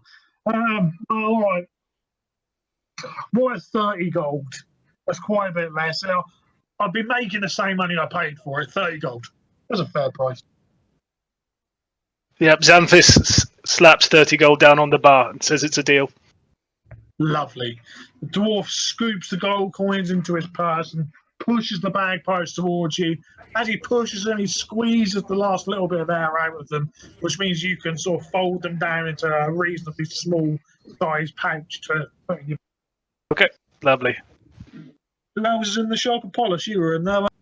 Yeah, I'd just like to buy 10 gold pieces worth of like incense and herbs. Yeah. Well, again, the dwarf reaches underneath his counter and pulls out a small, just a small chest. So there you go, 10 gold pieces. Yeah, I just hand him over 10. I don't try and bar, just fair price. Yeah, no problem. That's all yours. Actually, I do check it. Is it 10 gold pieces worth, or what I would expect to be 10 gold pieces worth? Yeah, it is. He's done you a fair sort of trade. Cool. Yep. Oh, I see. The smaller people fair, but the taller people not. Fine. Bryn, did you make it in the shop? I've now squeezed in. We can assume Xanthus has left, so there's room. The dwarf looks towards you and goes, Tiefling, what do you want? Keep your hands to yourself. I don't want to see my goods disappearing. That's feral tiefling, please. I don't care what kind of tiefling you are. You're all the same to me. What do you want? What are you looking for? I'm looking for something that's going to just make this beautiful sword a little more deadly. Is that something you can stock?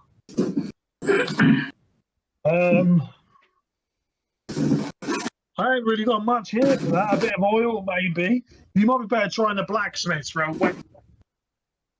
Then I shall tell the blacksmiths. Farewell. Is there anybody else who's going in the shop to try and buy it? I'm good smoking outside. Fair enough. Magnus, I think you're the only one that's not said either way. What would you like? Yeah, Magnus is a man of few possessions. He's not really fussed about getting anything right now. Okay, no problem. Bryn, did you want to head to the blacksmith? There's only a couple of. Yes, please. I you walk out the walk door, in- and I'm almost sprinting there. It's a Brint sprint. Bryn. So you open the door and you're a little bit disheartened to see another dwarf behind the counter of this blacksmith. You can hear something hammering away in the background. But there's something different about this dwarf. He turns to you and says, welcome to my blacksmith. What can I get? Good afternoon, my fair chap. My father used to be a blacksmith, and he would do wonders with swords, and I'm sure that you can too. I'm looking for something that perhaps will make this marvellous great sword of mine a little more deadly. Is that something you can help with? He looks at you and he says, pass it here, lad. Let me have a look. He looks the sword up and down and says, hey, this is fair craftsmanship. As you leave it with me for 5 minutes and I'll have this sharper than you've ever had. And how much will that cost me? I'll do it for 5 gold. I look at him and wink and just sort of say, did you say 3 gold? The dwarf laughs. I like the way you work. No, I said 5. So 4 it is. Thank you. I'll settle at 4. He disappears off into the back. And you hear the grinding of your sword against the wheel. And a few minutes later, he brings it back out and presents this sword to you. So there you go. As we discussed, 6 gold pieces. So I hand him 5. Excellent. Lovely doing business with you. The next time you Thank make an you. attack with that sword, Andy, you can make that attack with advantage for the first time. Thank you. Over this time, the sun is there starting to set. It's going down, and the dragon guard is going around and lighting the torches around the.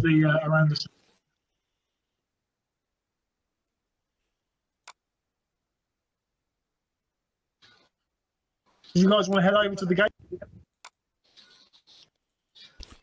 Yeah, I think so. Yeah, I guess so. Yeah. Yeah. Sounds like a plan. Yeah. Okay, so as you head round there with the sun setting, you start to begin to feel the chill in the air even more closer than before. You put your cloaks and clothing tighter around you in a bit to keep warm, but rather than the warmth of the roaring log fire in the bar's trousers, you're forced to rest with the contents of the note that you'd been passed the night before. As you walk towards the gate, you see 2 dragon guards stood there. So what I'm going to do for this, you should have now to see a black screen. Yeah. Are we supposed to be seeing a black screen? Because I can see a lot. Can see an alleyway and things. Yeah. Yeah. Same, yeah. Yeah. Give me 2 seconds. It's not the end of the world.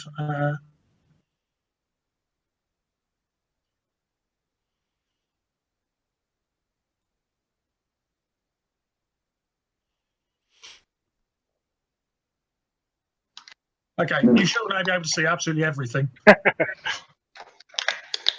Yep. Okay, so on the far right-hand side, you'll see where there's 2 dragon guards stood the other side of a small bridge. Mm-hmm. So I'm not expecting this to turn into combat, but it might just be useful to see where you all are. So if you want to drag your characters onto the map, to the right of those dragon guard, just so you can see roughly where you're stood and what.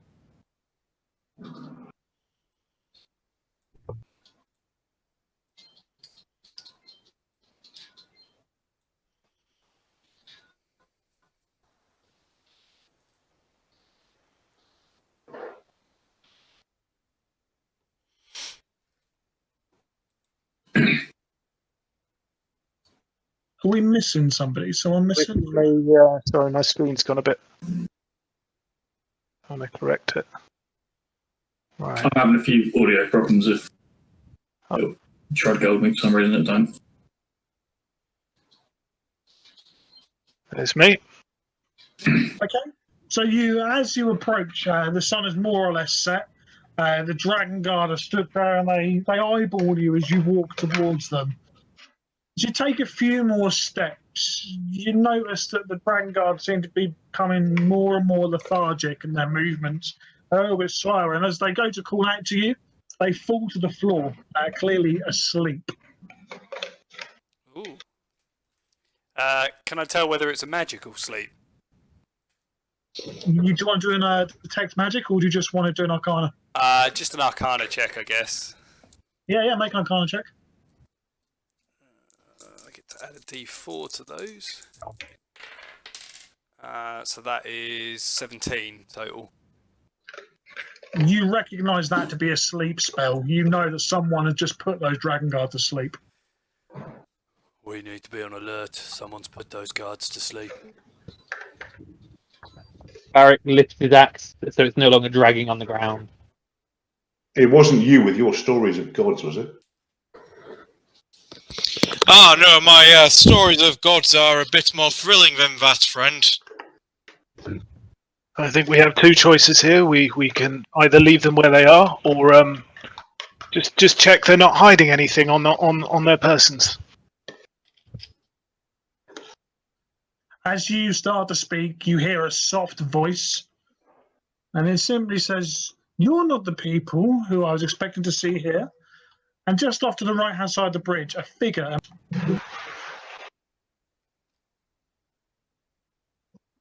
Looking at this figure, they're clearly of elven descent. They're dressed in some quite fine blue robes, and he takes a step towards Magnus, who's closest to him.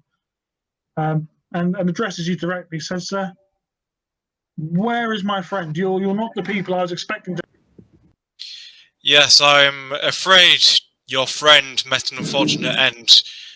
We were in the tavern, the Bard's Trousers, when this friend of yours ran in a very distressed state and gave us this parchment, which he proceeds to get out and show the elf. And unfortunately, another man ran into the tavern and shot him on the spot with a crossbow. Shot him? What do you mean shot him? Someone was after him. It appears so. And what did my friend tell you before he handed you this note? To make sure that the information didn't get into the wrong hands. I see, then it is as I feared. They must be on to us. Oh dear. Well, thank you for bringing me the note and letting me know of my friend's demise. Well, seeing as you're here, maybe you'd be interested in taking it. And what place would that be? It wouldn't be wise of me to divulge too much before you've proven yourselves. We look for a very specific set of skills, and the person in charge of my group will certainly be able to make use of 6 of you, especially that one, and points towards Varric. Varric gives a low growl. Xanthus asks if he needs some boxes moving. Well, actually, you say boxers, you're fairly close to the truth. And Firbolg, I mean no offence. You are simply of a unique stature and possess a set of skills that my employer currently lacks. Perhaps you would be interested in proving your mettle. There's an opportunity to make a good amount of coin in it.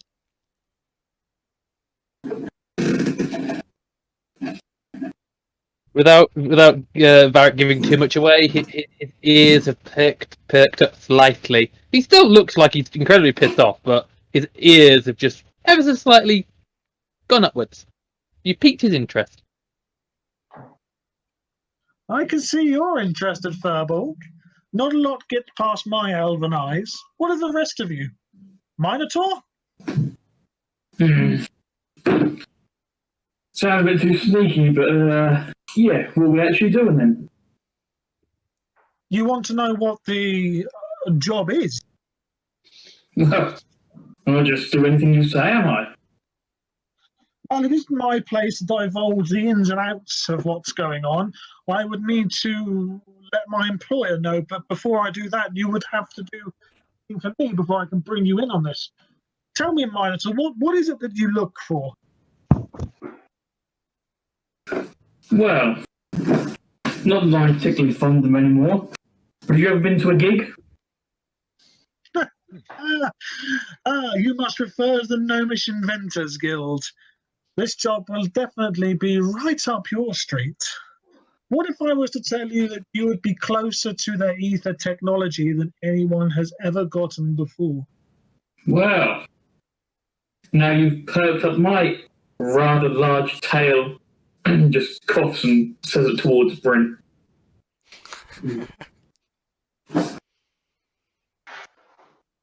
Well, that's two of you in. What are the rest of you? Yeah, Brent walks over and says, I'm interested.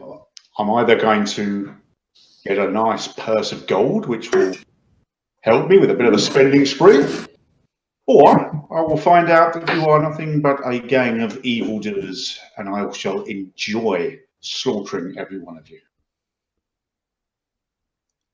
Well, Tiefling, it's interesting that you say that. Good and evil are aspects with which I do not worry myself. All I know is that there is an imbalance amongst the All Havens, and we seek to bring that balance back into alignment. And as a result of that, you will have more coin than you have ever had before. Then I too am intrigued.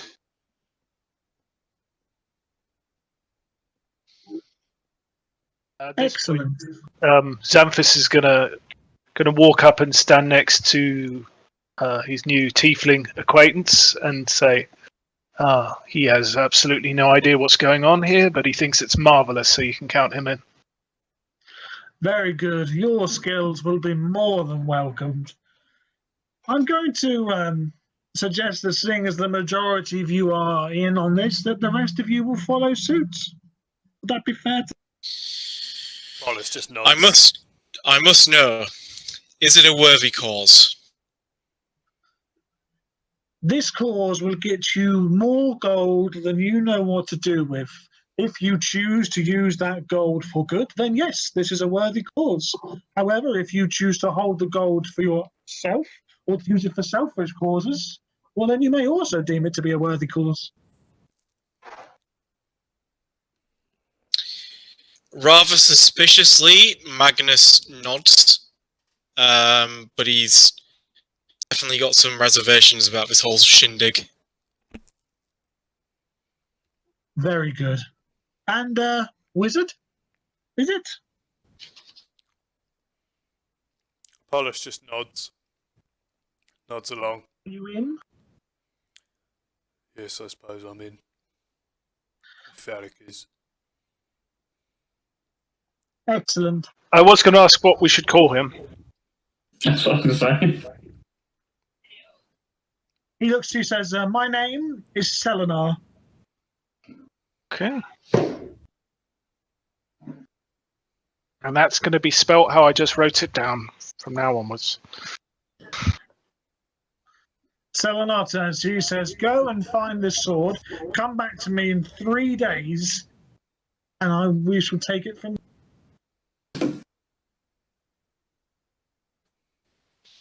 Will you be? I will be here. I'll meet you here at this time of day outside this gate.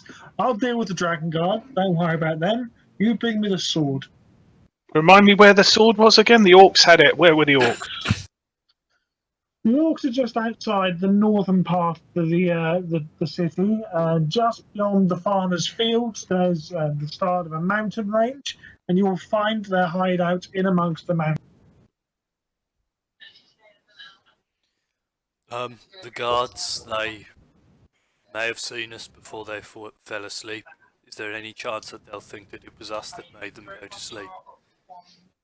No, don't worry about them. I'll deal with the guards. You can go and deal with the sword. They won't remember you. Okay.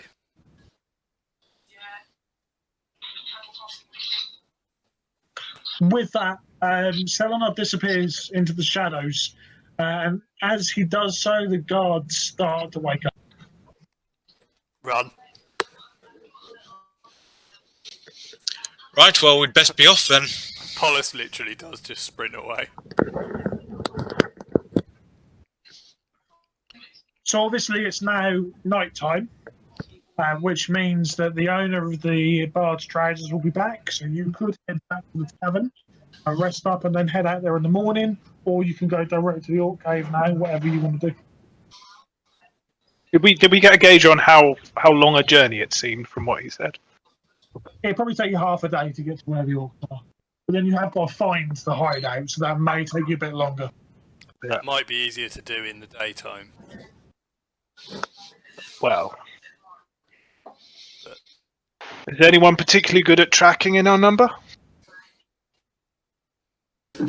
What skill is that under? Survival, I think. Yeah, we survive. I have always got Barrack- Orc as well. Barrack's not too bad at it. I mean, it's the only, other than killing things, it's one of his other good skills. It's certainly one of my worst skills, so I'm not going to volunteer. Well, Well, I do get advantage on survival checks, and I've got +2. Hunter's Bane. Sweet.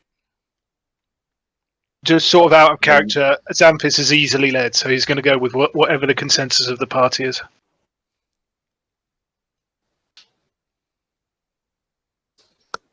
Rengel will take out his pipe, proceed to reach around into another pouch and pack it, start smoking it, and just feel invigorated. And he's like, I feel like we should go now. I feel like it's spur of the moment, let's do it.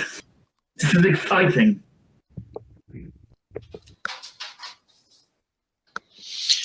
I suppose it would also stop somebody trying to look for us at the Bard's Trousers as well. If the Dragon Guard did suspect us of meddling, then they won't be able to find us.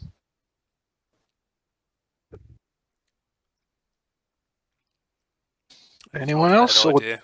I suppose we could just stay on the road.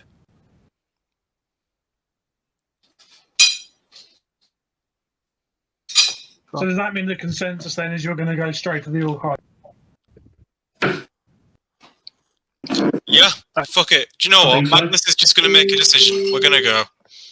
Sorry, I'm having trouble understanding right now. okay, Alexa. Calm down, Alexa. It's your god, Magnus. Why does nobody call the character Alexa? That sounded like Mrs. D7. Well, it's like my boss at work is called Sonny, and when we're on FaceTime calls over Slack, somebody's got Siri open, and it keeps, every time we say Sonny's name, it's constantly Siri going, "Yes, how may I help you?" And Yeah, I think you say Siri, yeah. yeah, Amazing. Okay, so it looks like we've Let's made up be our off mind then. then. Yeah, We're going. yeah, we go with... Okay, go. so you head through the town, you head out towards the north. As you move away from the settlement, the houses start to become more and more sparse, and less like a city until it moves more into like a farmscape. And there are farmers' fields, and you pass a couple of houses which are lit from the inside. There's smoke coming from the chimneys, there's clearly people living there. As you move away from the city and you head out towards the mountains, you start to look for tracks which will take you to the Orc hideout. What we're going to do is a group survival check. So I want everybody to make a survival check, please. It won't be my finest hour. Oh, okay, I lied. 17.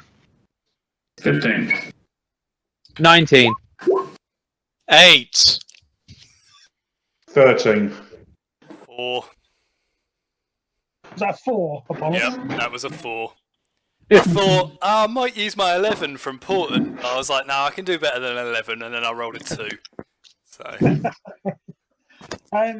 You just about managed to pick up some tracks which you think may be orc tracks. They're certainly humanoid creatures, and they're certainly heavy-footed.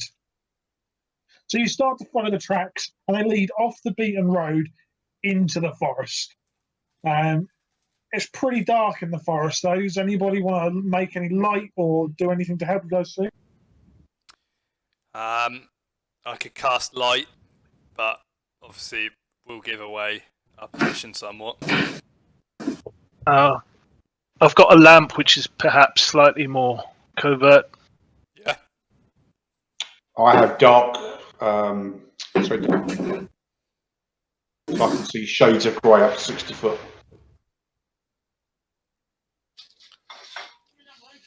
But Varric will kind of point. Will go to Apollos and go, dark.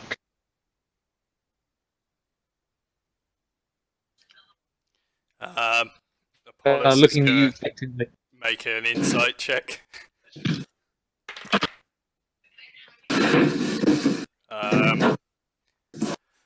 Apollos just says, yes, dark, but don't worry, we'll get some light. In the absence of other options, Xanthus is going to light up his oil lamp for now. Okay, the oil lamp gives you sufficient light without being too much. Obviously, Brent, you've got dark vision, so you can see. Has anyone else got? Yeah, Xanthus does as well. Yeah, Magnus has got dark vision. Okay, so those of you who've got dark vision, you stay ahead of the lamp, which means it doesn't sort of blind you in any way, shape, or form. It takes you a good few hours, but you do stumble across what you think is probably the entrance to some kind of cave, which may well be the orc hideout. I'm just going to swap the maps around, bear with me.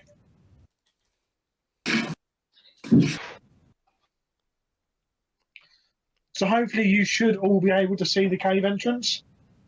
Yep. Yeah.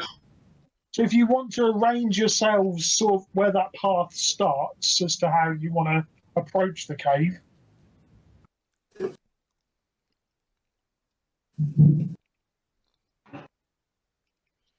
Seeing as we're getting close to what Apollos thinks could be combat, I'm going to cast Mage Armor on myself. Yeah, okay, no problem. Sweet. I like the way Brent is right at the mouth of the cave and everyone Oh, else is on the yeah. road. Oh, hello. Oh, okay. I thought you were all... We were supposed to be starting. It's debatable where the start of the path was. Okay. I didn't know whether you were just doing that because of what Brent would do or not. Thunder's ahead. Bengal isn't really too fussed at the moment. He's too happy enjoying his pipe to even worry about his what's he on with at the moment? Grey Club to bear.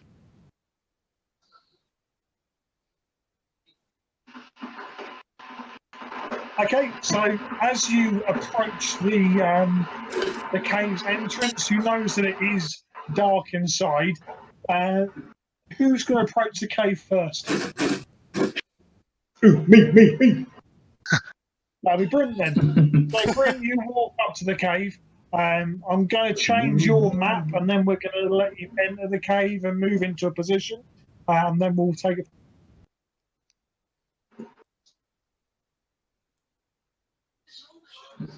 So, Brent, at the moment, you should see just a black screen. Yep. Can you see my little circles?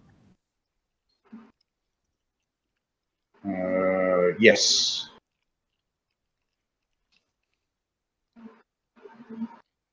Is that where you want me to put me? Yes, please. Oh, you stop clicking.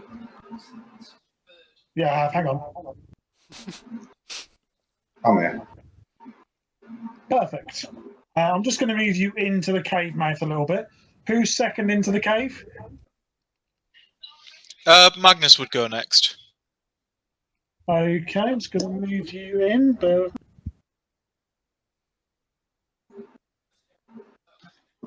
Magnus, you should now see a black screen, Yep, see a black screen. and you should see some green circles. You drop your token in the green circle. Okay. Yep. Cool. Lovely. Who's going after Magnus? Xanthus will. Okay, I'm going to move you all over to the cave now. So, Xanthus, you should see the green circle. Yep.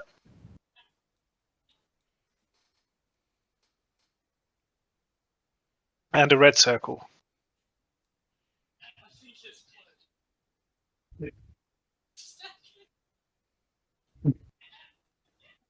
You enjoyed that, Andy. Oh, thank you. Let's get some more effects in there. Oh, it's so free. Bloody hell. We are Ray children. has been smoking something early. There aren't any circles. I've completely forgotten who's supposed to be dropping their template in there as well. Let's see if we can recreate the Olympic It circle. was Xanthus. Yeah.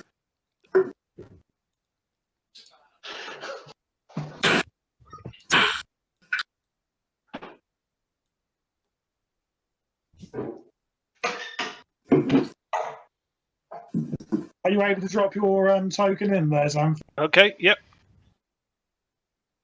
But which circle? Yeah, which circle? That's fine. One over here. Xanthus? Who's next? I'll go next in the middle.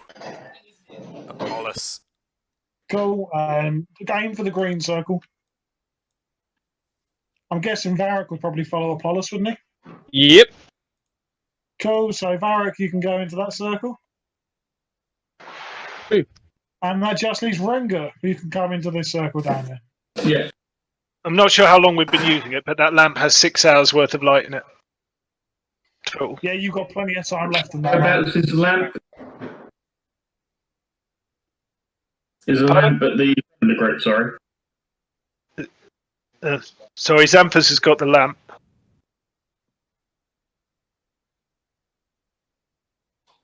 I'm just going to get Xanthus to emit some light.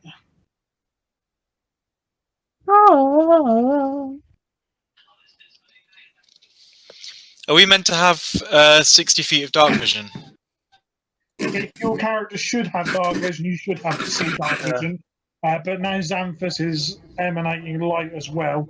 You shouldn't be able to see all of the cave. You should just sort of see the... Yeah, I can see 30 feet dim and 15 feet dim, and then sort of 30 of 15 bright, 30 of dim. Dim. With the lamp, yeah. Yeah. Yeah, that's cool. Working. So what I'd like you all to do is roll initiative. Away we go. Ooh.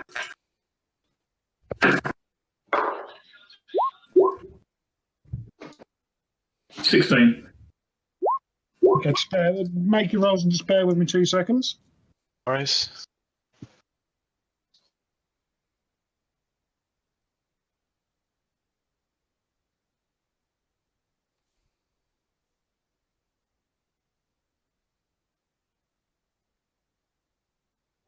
Okay, anyone get 20 or above? Hello. Was that Varric? Yep. Weirdly enough, I rolled a natural 20 and I've got a +1, so 21. Very nice. Anybody else 20 or above? Nope. Anyone 15 to 20? 18. Yeah. Jake, So 18 for Apollos and Bryn. look round the front of the house, see if someone's dropped a parcel off. I was expecting my chainsaw today. Rangel got 16. Is that what was on the floor? 16 for Rengor. Brent was 15. Bryn 15. No, Brent was 14. 14 was it? Sorry. Sorry. Brent's 14. Okay. 1, 2, 3, 4. Xanthus 13. and Magnus. 12. Okay, I think that's everybody's there. Yeah, there's everyone. So, unbelievably, Varric, you've got the initiative. What do you want to do?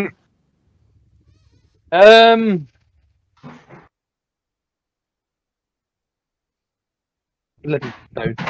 Okay. Well, I will weirdly move forward. 10, 15, 20, 25. 30. I'll move up to there. What can I see, if anything? Whatever you can see on your screen is what you can see. Okay. I think I see.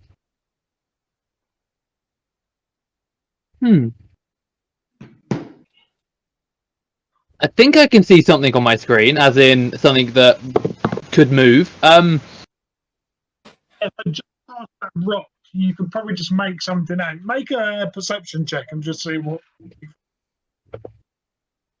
Perception. Oh god, this isn't going to be great. Perception. Oh, plus 4. Oh, okay, 16. 12 plus 4. Okay, you see the feet. You recognise them to be humanoid, but it's difficult for you to tell exactly what they are. You know there is definitely something ahead.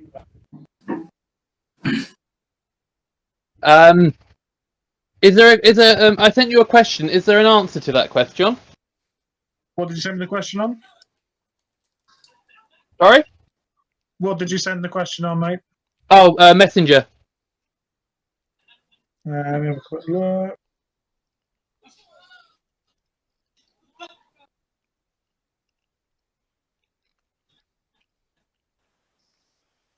Yeah, absolutely, that's fine.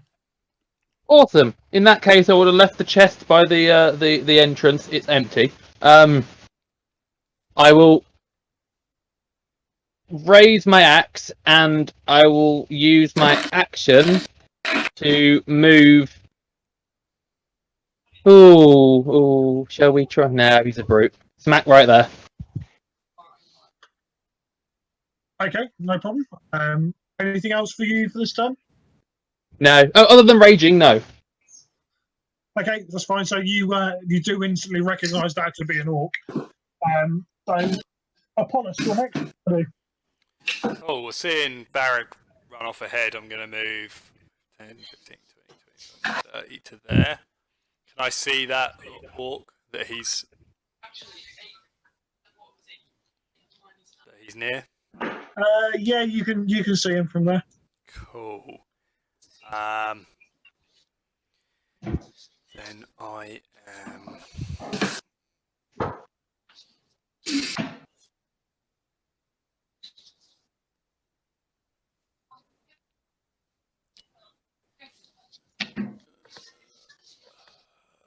I'm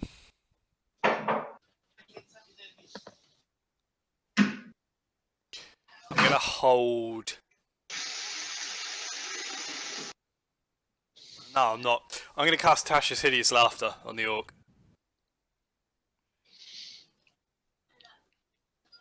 If I can see him. So he needs to make a wisdom saving throw. He's got a 14 on his saving throw. I think my DC's 13, so he succeeds. Ooh, okay. Yeah. So I'd cast that on him, but he just doesn't seem to have a sense of humour. Unsurprising, perhaps, for an orc. Anything else for Apollos? Nope. He's just going to stand where he is. Okay, Rengor.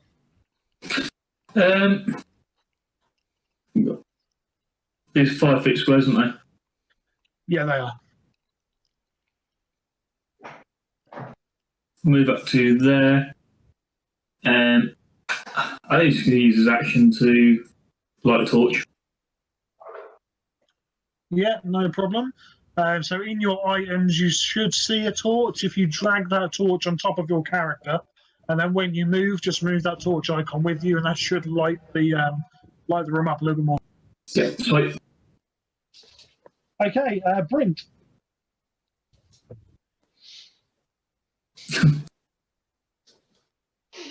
Okay, I'm going The to. question is, Brent, are you going to use Yep. your chainsaw? No, the damn thing hasn't arrived. But what I will do is I shall cast Blood Curse of Bloated Agony. Yeah, you might have to remind me what that does, because I haven't got the stuff in front of me. Okay, for the duration of this curse, a creature has disadvantage on strength and dexterity ability checks and takes 1d8 necrotic damage if it makes more than one melee or ranged attack during its turn.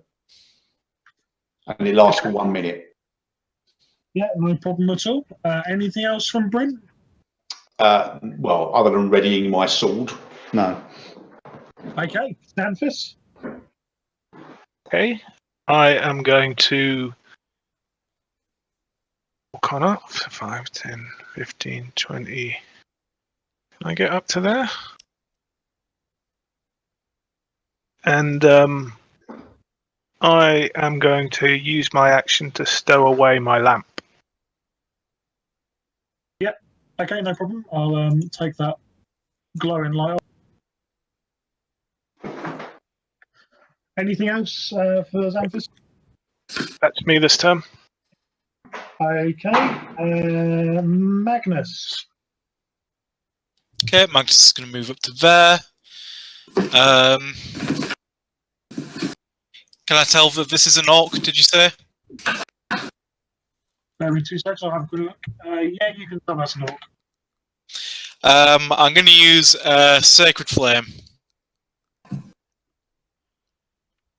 So it needs to make a dexterity saving throw. Yeah, Brent, was that one of the ones I'm at disadvantage for? I can't remember what you said. No, because they're only ability checks, not saving throws. Yeah, he's rolled a 2 for that. Nice. It just takes 3 radiant damage. Okay, anything else? That's about all he can. Well, would he be able to get to here, do you think? Yeah, absolutely. Oh, yeah, then that's where he ends his turn. Okay, cool. So the orc takes 1 step closer to Varric before launching an attack at him.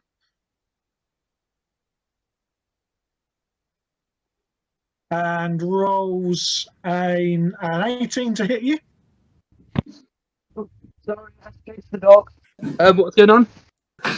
The orc's attacking Varric and has got an 18 to hit. Yeah, that hits.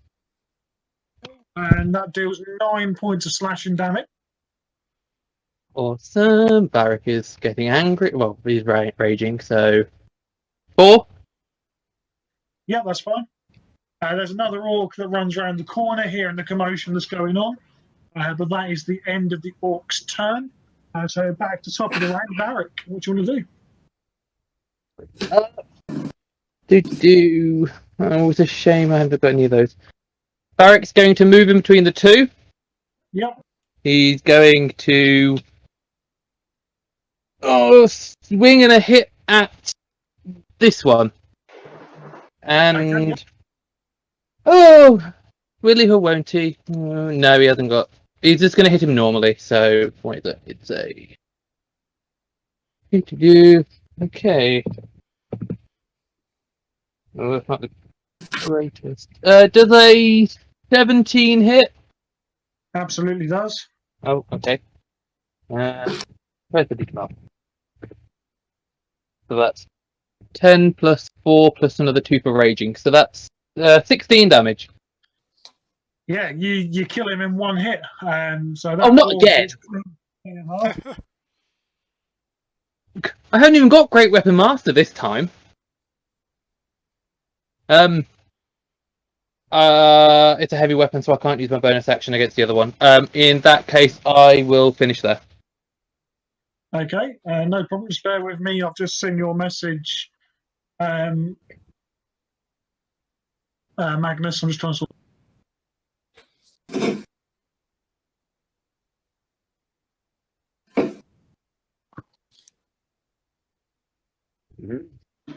There you go. That should have cleared things up a bit for you there, Magnus. I think so. Yeah. Okay, cool. Apollos. 2 seconds, because I've just realised my familiar is supposed to have its own initiative, so I'll just work out where that goes in the tracker. I totally forgot to make it familiar. Yeah, it's an 11 plus 2, so 13. Okay, yeah, no problem. We're not down to that step yet, so you're okay. Cool. What's going on? So I will use my action to resummon my familiar, because he's not actually out yet. Yeah, okay. So I'll just resummon him sort of behind where Rengar is. Okay, yeah, no problem. Is there enough room for him to fly above everyone forward if he needs to? There's not a massive amount of room, but there is enough room just about. Okay, cool.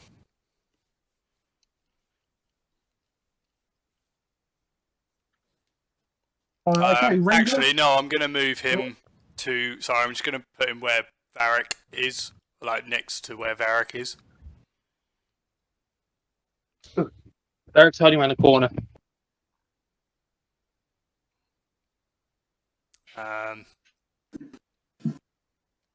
This is an eagle, isn't it?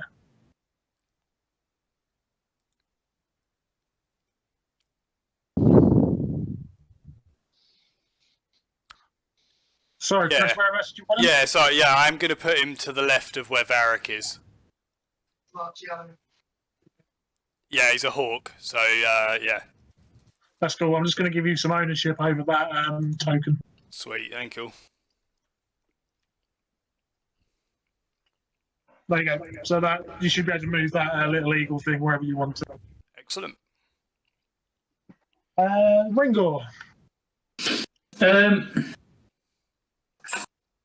He will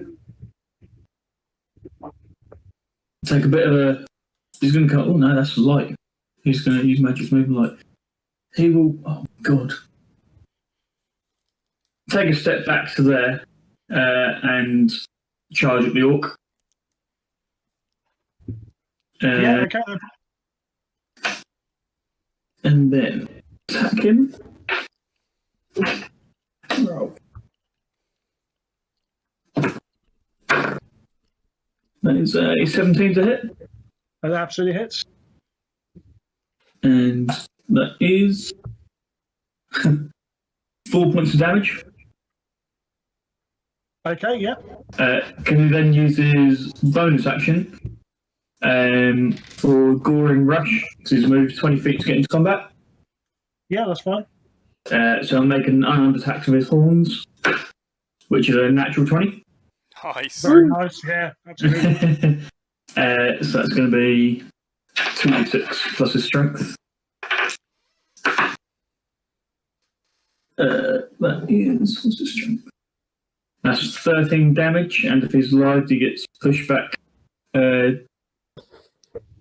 no, so yeah, so that's 13 damage, and he has to make a strength saving throw of 11. It's not going to make any difference. Cause Okay. how do you want to kill him?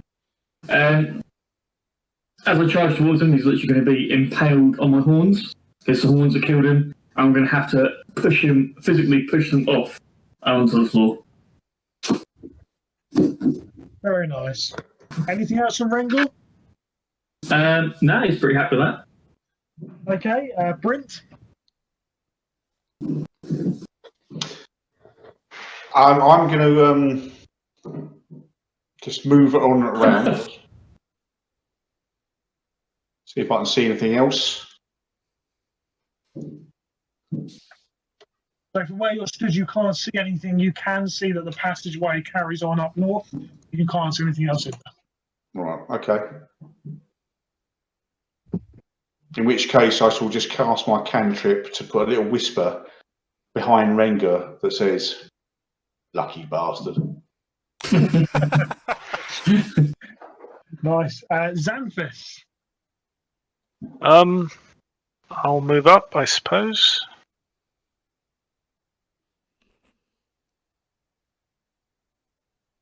To there. Action-wise, I'm not sure there's anything useful I can do at the moment. So maybe I'll move a bit further. I'll move up to there. That'll do me. Okay, cool. Yeah, you still can't see anything up past through that corridor, but you can see that's where the road goes. Apollos, it's your familiar's turn. Sweet, I'm going to move it. I can't actually see any further down the corridor because it doesn't have line of sight, it seems. Oh yeah, hang on.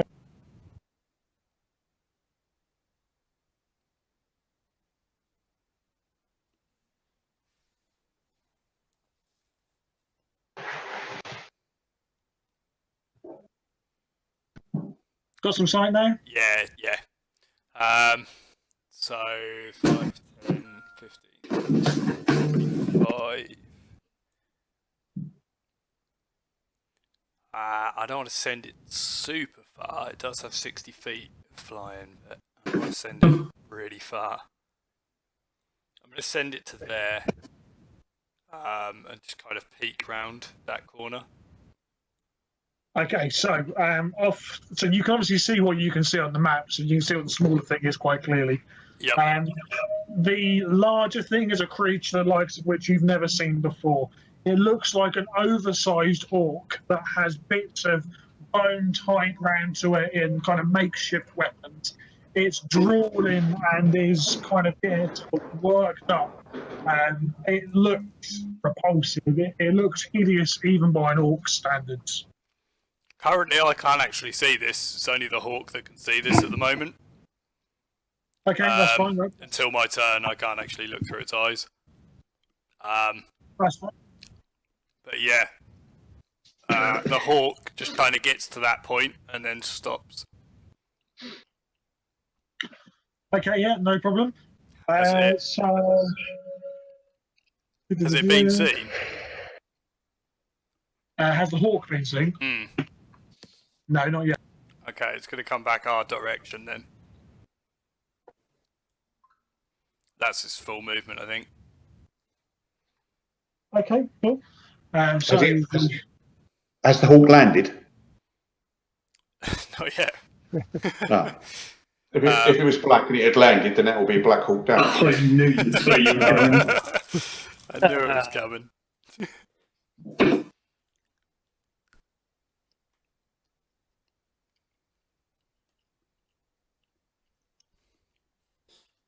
Okay, that's the orc's turn. So Magnus, you're next. Yep, so 1, 2, 3, 4, 5, 6. And because he can't really see anything right now, he's just going to dash 7, 8, 9, 10, 11, 12. Hello! Cool, so you can quite clearly see that orc in front of you there. Yep. Let's have a quick move of this. You could see the hawk looks quite distressed, and then you see why. Yeah, that's... Yeah, I can see why. So Varric, it's your turn. Seeing that all opponents near him have been slain, he is going to start moving off in the direction everyone else seems to be moving. So 5, 10, 15, 20, 25, 30. Oh shit. Okay. I seem to be able to see something big. You certainly can. From where you're stood at the moment, you can't tell more than it just being a very large silhouette. The reason you can see it is there's another light source coming from behind that creature. Well, that's a fine excuse for me to just charge straight in. Something big enough for me to test my metal against. So, action to dash. 5, 10, 15, 20. Ah, there's something in front of me. Fine, I'll wait there. Okay, anything else from Varric? No. Okay, Apollos. I am going to move up 5, 10, 15, 20, 25, 30.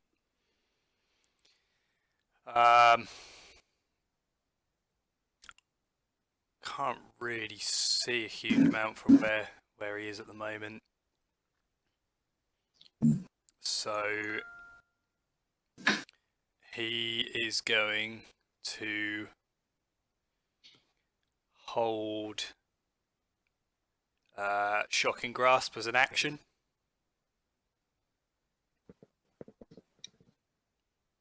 So I'm going to use my action to hold Shocking Grasp. Yeah, no problem. Anything else at all from Apollos? No. Okay, Ringor.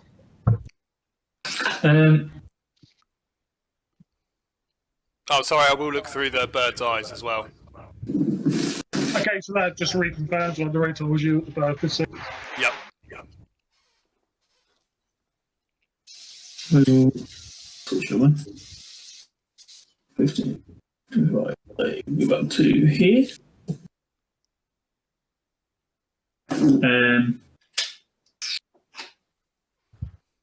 And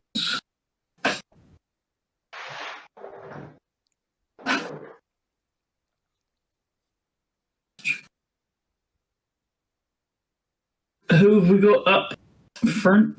I don't know who got the That is picture. Varric. Mm-hmm. That is Apollos' bird familiar. Yeah. That's Magnus. And that's Xanthus.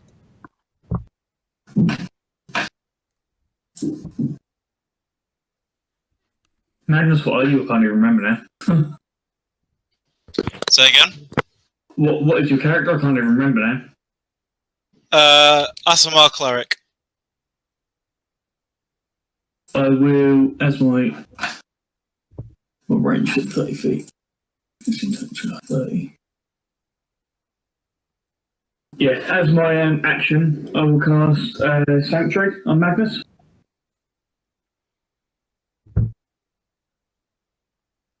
So basically, any creature that attempts to attack him must first make a Wisdom saving throw. On a failed save, it has to target a new creature or lose the attack or spell. And you're putting that on Magnus, Yeah, which is the guy over here, yeah? yeah. Okay, that's fine. And that is it. Okay, Brent. 5, 10, 15, 20, 25. I'm going to get my big old sword out and give him a hack. Lovely. That's a 19. Yeah, you hit him.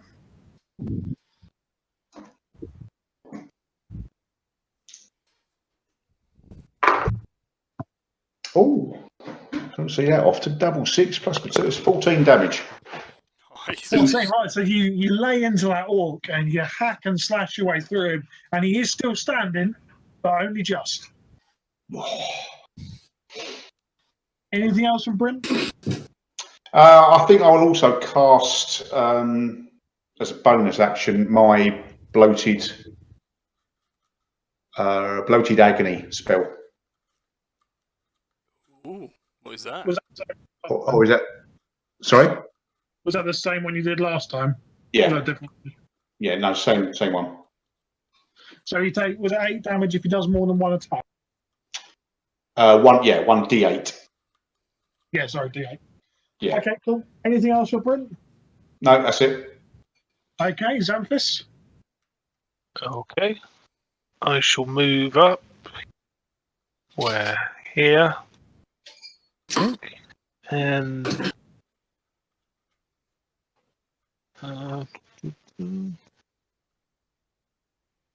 I will cast, if I can get both of them into it, Fairy Fire on them. Nice.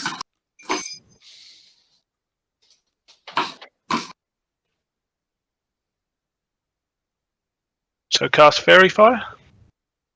Yeah, that's fine. Dex save, isn't it? Yeah. You say 12 on his deck. 13 DC.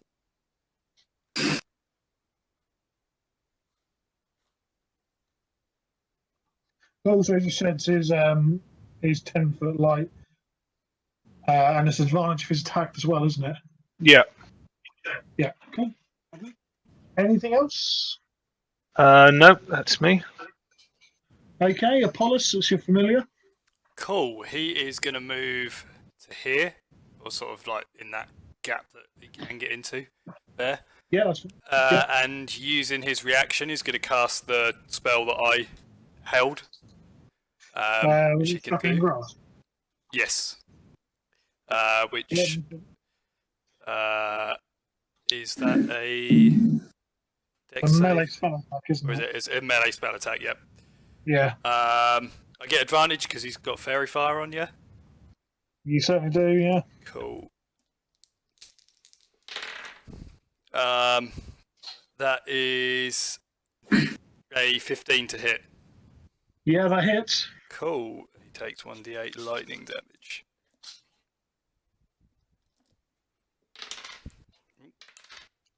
Great. He takes 1 point of lightning damage. Which is exactly the number of hit points he had left. Amazing. Then Hawk, the Diviner, is going to return to me with the rest of his movement. Right, so this guy up here.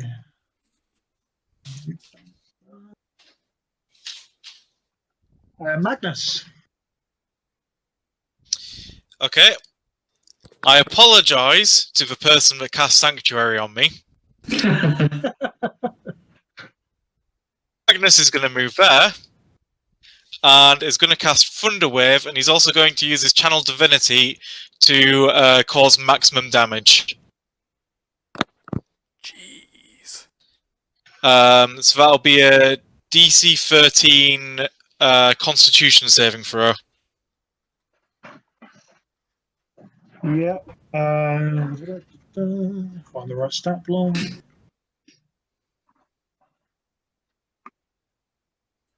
He has got a 15 on his com. Yeah, he beats that, but he takes 8 thunder damage. Yeah, and are Varric and Brint going to be in range for that as well? No, because Thunder Wave is a 15-foot cube, and you're on the face of one of the you're on one of the faces. Yeah, no, that's fine. Yeah, it's not a all around your spell. No, that's fine. I just looked it up as I said that. Was it 8 thunder damage? Yeah, 8 thunder damage. Yeah, no problem. Anything else? Nope. Okay, right. What are the other orcs going to do?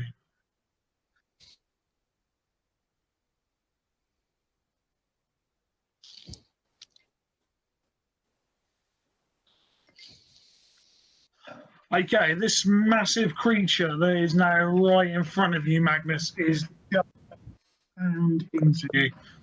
So with his first attack, he gets a 17 to hit. That misses. No, because I've attacked, Sanctuary is no longer up.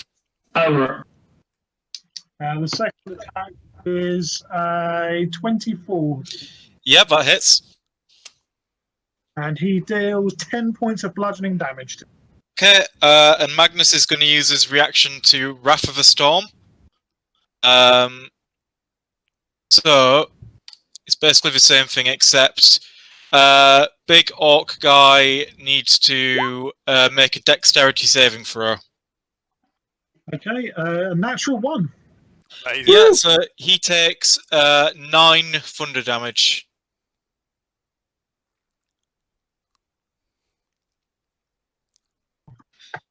Yeah, okay, no problem.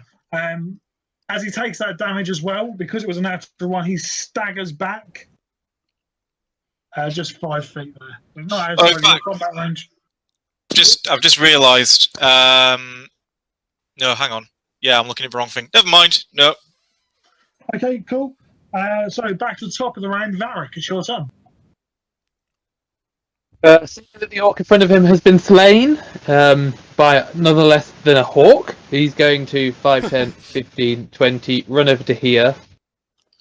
Oh, there's more of them. Oh well. How was that? 5, 10, 15, 20. 25, and he is going to swing at the big guy. Okay, yeah, make an attack. Did someone put fairy fire on him? Yes, they did. No. Was it No? him? No, it was someone else, wasn't it? Well, I did it in a, Rocks, wasn't it? I did it in a cube, so it should have been able to affect both of them. So, but he didn't take a save if you didn't put it on him. It's 20-foot cube, so I said if I can get both of them. Yeah, they'll make the save now. So he's got a 9 for the save fire. So he'll be affected by it. So fairy fire gives me advantage? Yes. Yes, okay. Good job I had it, because I rolled a natural 1. But the other one, luckily, was a 19, which is 25. Yeah, that definitely hits. Damn it, could have been a 30. Oh, that's not great. It's only a 4. That would be 10 points of damage. 4, then 4, then 2. Okay, 10. Barrett was rather pissed off that he didn't do it more. And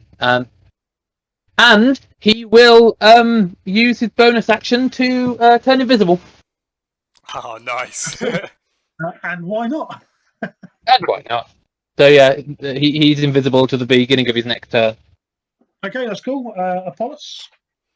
Apollos is going to move 5, 10, 15, 20, 25, 30.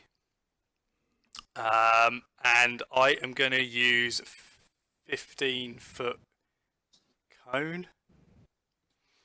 So I should be able to get the big guy and the 2 orcs at the top. I think. So 5, 10, 15.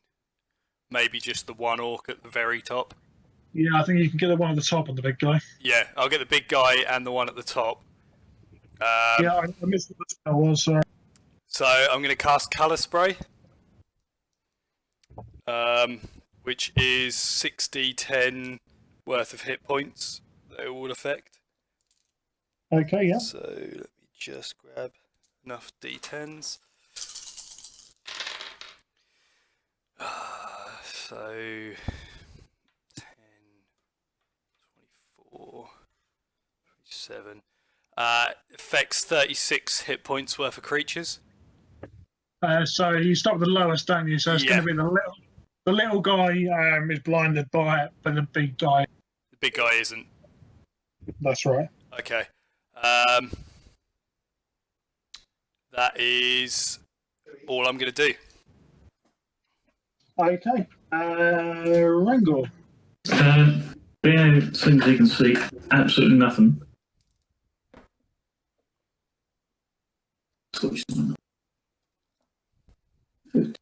20, 25 is up to there.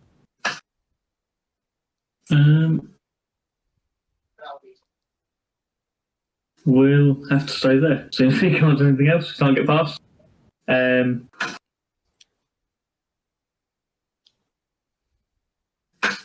He will dash then and move up to here. Yeah, that's it. Okay, lovely. Brent. Sorry, remind me, can I squeeze between fellow players? Yes, you can move over friendly characters, but you just can't end up on top. All right. Unless you're Maripos. So I'll go there. I shall cast the old cantrip again. No, sorry, I can't. It's not cantrip. That's a spell. I've done 2, so that's it. I'll just whack him with my sword. Okay, yeah, whack away. When I say I'll whack him with my sword, I've got 7. Unfortunately, it just bounces off the strap or the scraps of bone. The strap is. Bugger. Did you use advantage? Oh no, I didn't. I thought it was only once. Fairy fire. Yeah. It's Ah, as long right, in as that it's case. affected, yeah. In that case, that's good because I've just now got a 18. Well, that'd be a hit.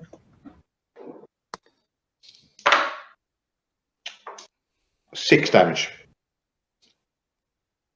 Yeah, okay. So you hack and slash him a little bit. He does take some damage from it, but he's still standing. He hasn't gone down. Anything else for Bryn? No, that's a lot. Okay, Xanthus. Okay. I'll move up. Can I stand on the dead orc? Yeah, you can stand on the dead orc, that's fine. Good times. I will use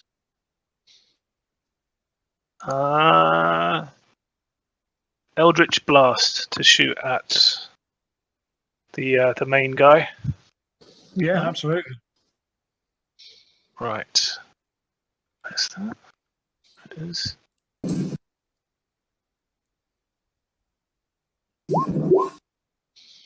Uh, 24 to hit with 8 force damage. Yeah, so that hits. The damage comes off. He's still going. He's still standing. Sorry, guys, to be a noob, but that blood curse, it comes under bonus action rather than spell. So does that mean I can use it every time? I think you've probably only got a limited amount of uses of blood curses. It depends on which version of a blood hunter you're looking at. Okay. Sorry, I'm trying to find my notes on Blood Hunters. Do you know which version of a blood hunter you're using? I don't think I get to choose until I'm level 3. No, sorry. What I mean is, because it's something created by Matt Mercer, I think there's basically like version 1, version 2.1, things like that. Oh, all right. In that case, no idea. What was the name of that blood maledict, Andy? Bloated Agony. Yeah, I've got it here. Bear with me 2 seconds. I'll just read it.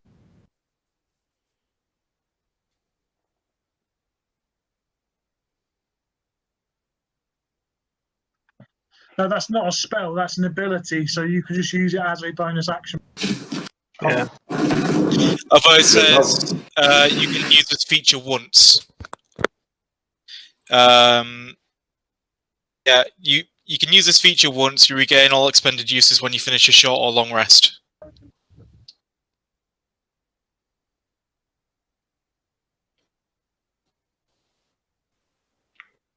Okie doke.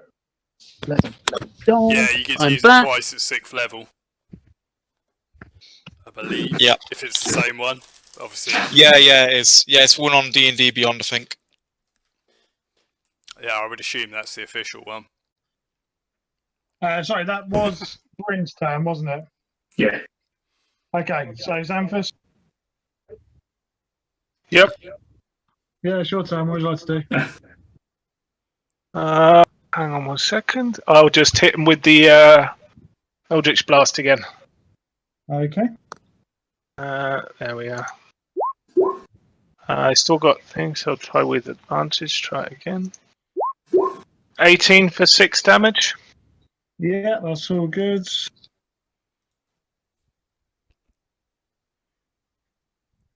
Anything else? That's me. Okay, Apollos, you're familiar? I'm going to have it fly up to us again.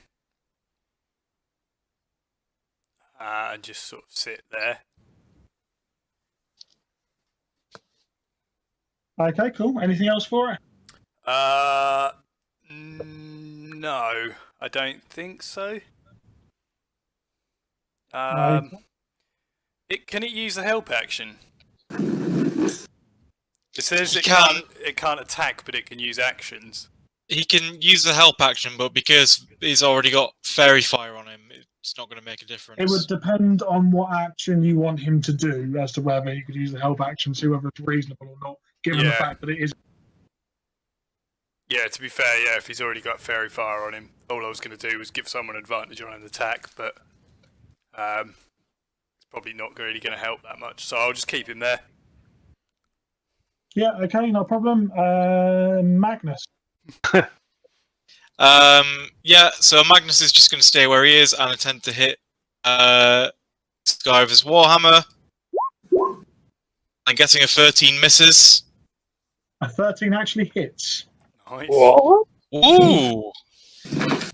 Right, that'll be 6 slashing damage then. Yeah, okay, he's still standing. He's still looking in pretty good nick as well. Okay,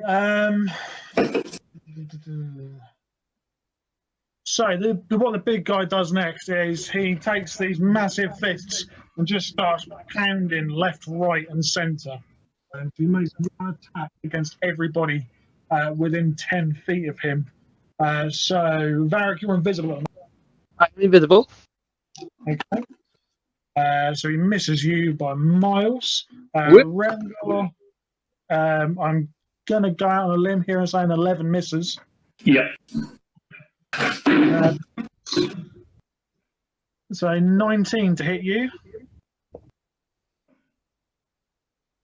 Who's that? Me? That was you, yeah.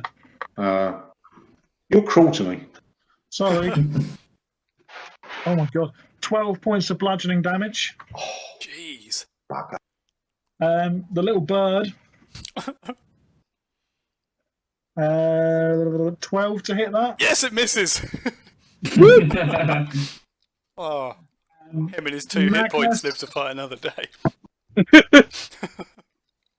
Magnus is an 11 to hit you. Misses. Yeah. Apollos. Yep. 13 for you. 13 misses because I got mage armor. Lovely. And Xanthus, you're within 10 feet on you, yeah. It is a natural 20. That might hit. So that takes 16 points of bludgeoning damage. Ouch. But it is every creature within 10 feet. So the blinded orc gets hit for some damage. Let's record that. Kills its own allies. Brilliant. And the other orc, it misses. And that is the end of that thing's turn. So it's back to the top of the round, Varric. Well, Varric reappears, looks at everybody, and then swings his mighty battle axe towards this creature. Does it still have fairy fire on it? I should have taken something to maintain concentration, shouldn't I? After getting hit for 16 points of damage. Ooh, I think you just lose it, don't you?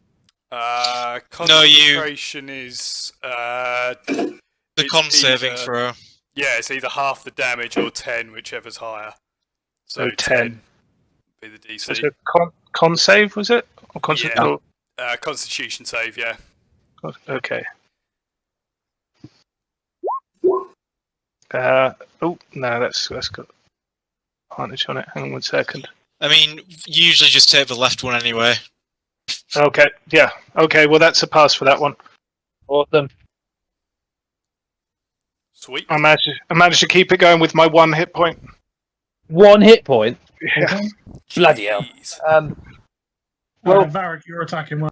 yeah, I rolled with advantage, which was luckily because I rolled a 9 and a 13, so I'm raging plus 6, so 19. Yeah, 19 hits. How much did I do? Add 6 damage to it. Okay, so. Oh, sweet! That's a 12 plus 6, 18 damage. Nice. Very What nice. It is still standing, though. Are you kidding me? Barrick is getting even more pissed off at this thing now. Okay, well, I can't. Damn it! Why do I have to use heavy weapons? I can't use bonus actions to. I'm done. I'm gonna hit him again, but I can't. Apollos, then. Apollos is going to, same as before, he's going to uses action to hold shocking grasp. Yeah, cool, no problem. Any movement or anything? Nope, I'm gonna stay where I am. Yeah, okay, no problem. Rengor? Rengor's going to smack him. Okay. There's still advantage on him? Yep.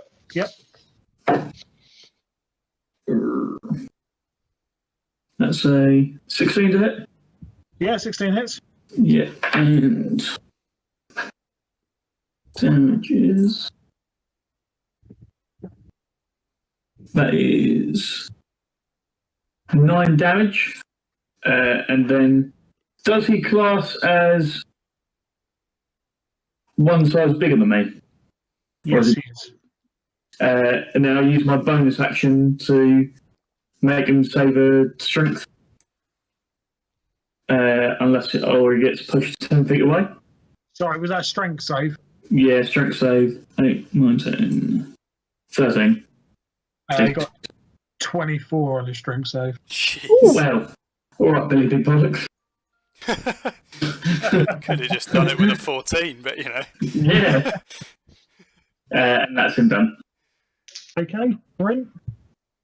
So swipe with my big old sword, and I get a 23. That would be a hit.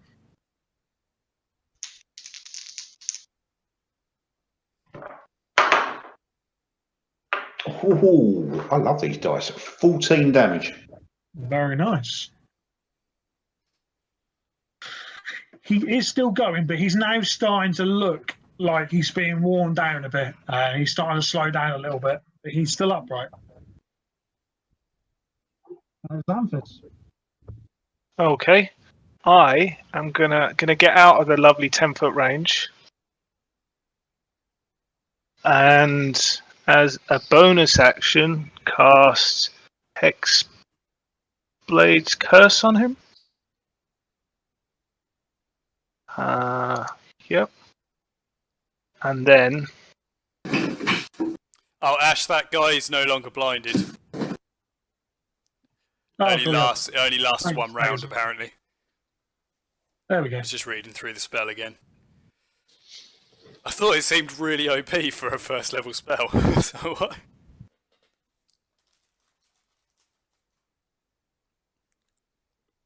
and then type of roll with advantage, and then do the I'll curse him with Hexblade's Curse, and then just use Eldritch Blast again. If that's all right. Yeah, that's fine.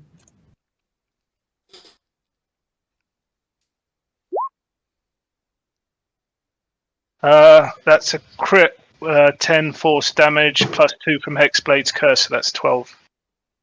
12 altogether, yeah? Yep. Woo! Okay, yeah, he's still going. No. Anything else from Xanthus? Nope, that's all from me. Okay, Apollos is familiar. Cool. It still has advantage on this thing, doesn't it? Yep. Yep, it's going to use its reaction to cast my Shocking Grasp. That's a natural 18.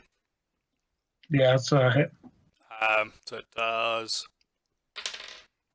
7 points of lightning damage this time. Okay, yeah. You're not killed this one just yet. Talons just like shock it. You can see like Apollos looks away as it does it. Okay. Anything else? Yeah, it's going to move around to here. Okay. Magnus.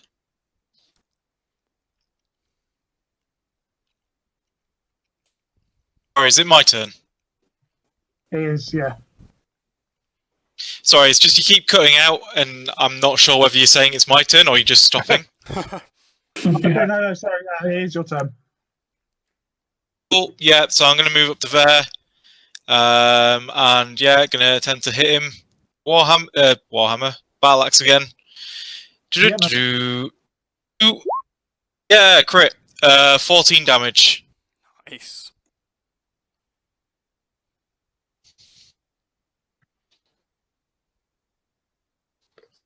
How do you want to kill him? Nice. Hey. So Magnus whips his battle axe around, and he manages to slice the bottom half of this guy's jaw off. In literally a jaw-dropping moment, Yeah. this guy falls to the floor.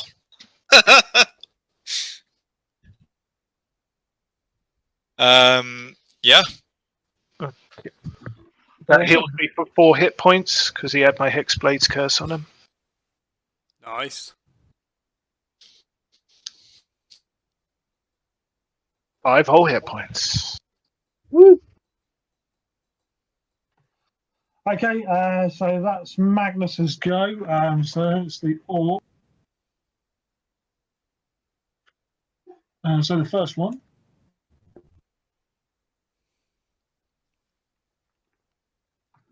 We'll run straight for Magnus, having seen you kill his big pet.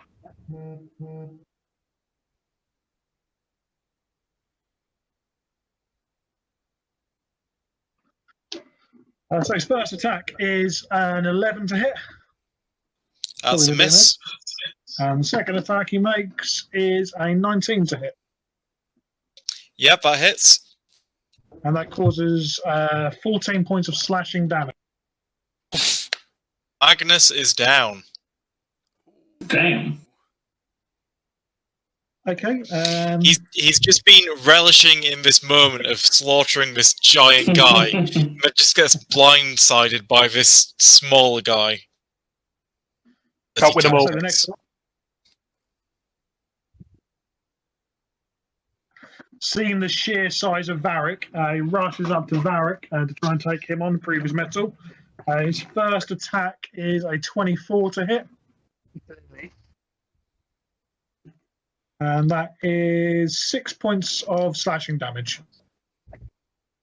It pickles. Barrett kind of just growls back in his face loudly. That's cool. I said first attack like he's got more than one. He hasn't. He hasn't got one attack. Okay. The other will come up to there. We'll ignore the bird since it's so small and hit the big thing, which is that's a 17 to hit, That's a hit. and that is 5 points of slashing damage. Again, a tickle. Okay. Back to the top. It's your turn, Barrack. What would you like to do? Seeing that these two are on at me, but that other guy has just taken down Magnus, I'm going to allow the one above me to get opportunity, and I'm going to move down. Yeah, no problem. So the opportunity attack is a 23 to hit That's a hit. for 6 points of slashing damage. Still a tickle. If I keep saying that, then it'll be fine. And then I'm going to justly hit this guy. Yeah, okay, go for it. Come on, natural 20. That's what I want. Oh, okay. Well, maybe not a natural 20.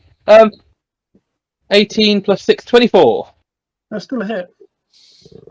Where's that? Where's the good one? Where's the one that normally rolls with big? Woo! 8. The 14 points of damage. Okay, yeah. So you do quite a lot of damage to him. He's still standing, but there are some pretty serious wounds. How serious? Reasonably serious.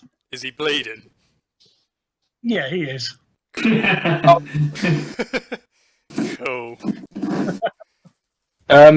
Again, I can't do shit with my bonus, so he's done. Okay, Apollos, when you finish being sick. Yeah, I'm going to make a constitution save. Oh, that's a 19 natural. So he's okay. He manages to stomach it.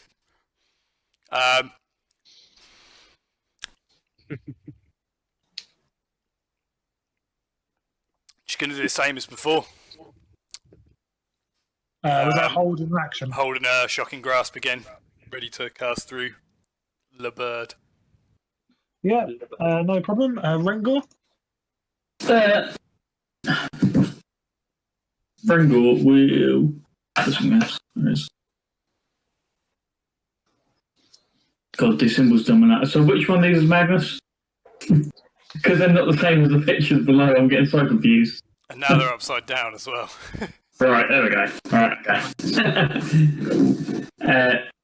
Rengor moved down to here and cast Cure Wounds on Magnus. Where are we?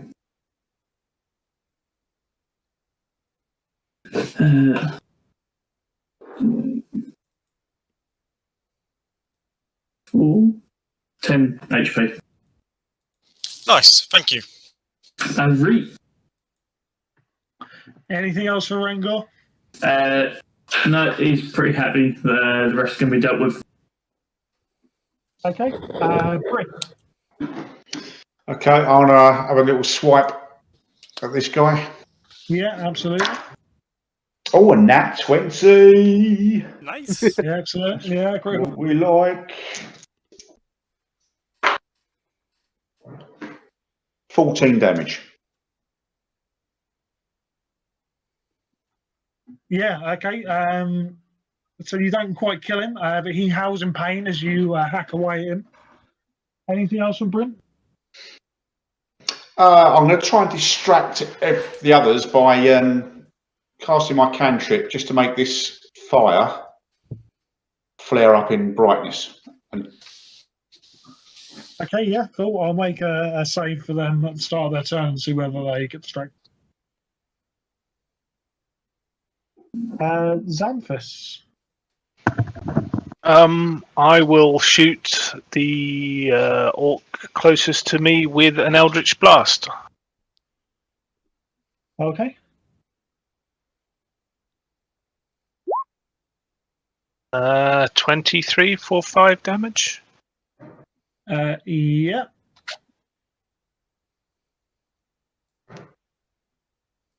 How do you want to kill him?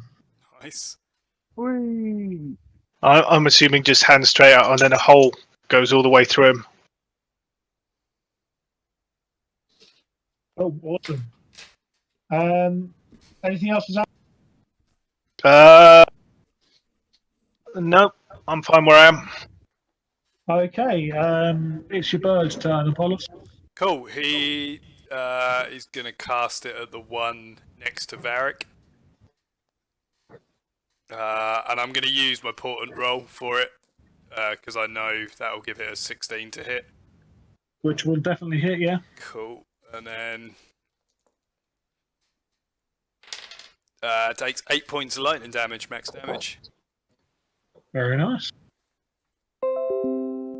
He is still going, though. Cool. Magnus?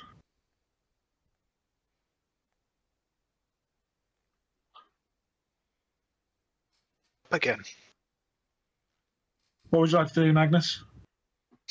Okay, so Magnus is going to stand up, walk over here, and try and hit this guy with his battle axe as well. Absolutely. And a 10 is probably going to miss. You say 10? Sorry, say again? Sorry, mate. Did you say a 10? Yeah. Yeah, unfortunately, that does miss. It doesn't quite find its target. Yeah, makes sense. And he's probably just going to stay where he is for now. Okay, so the orcs are going to take a wisdom save to see if they're distracted by Brent's fire.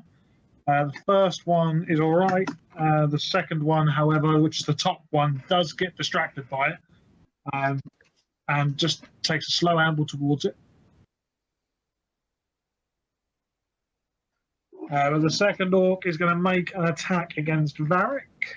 Unfortunately, he has advantage.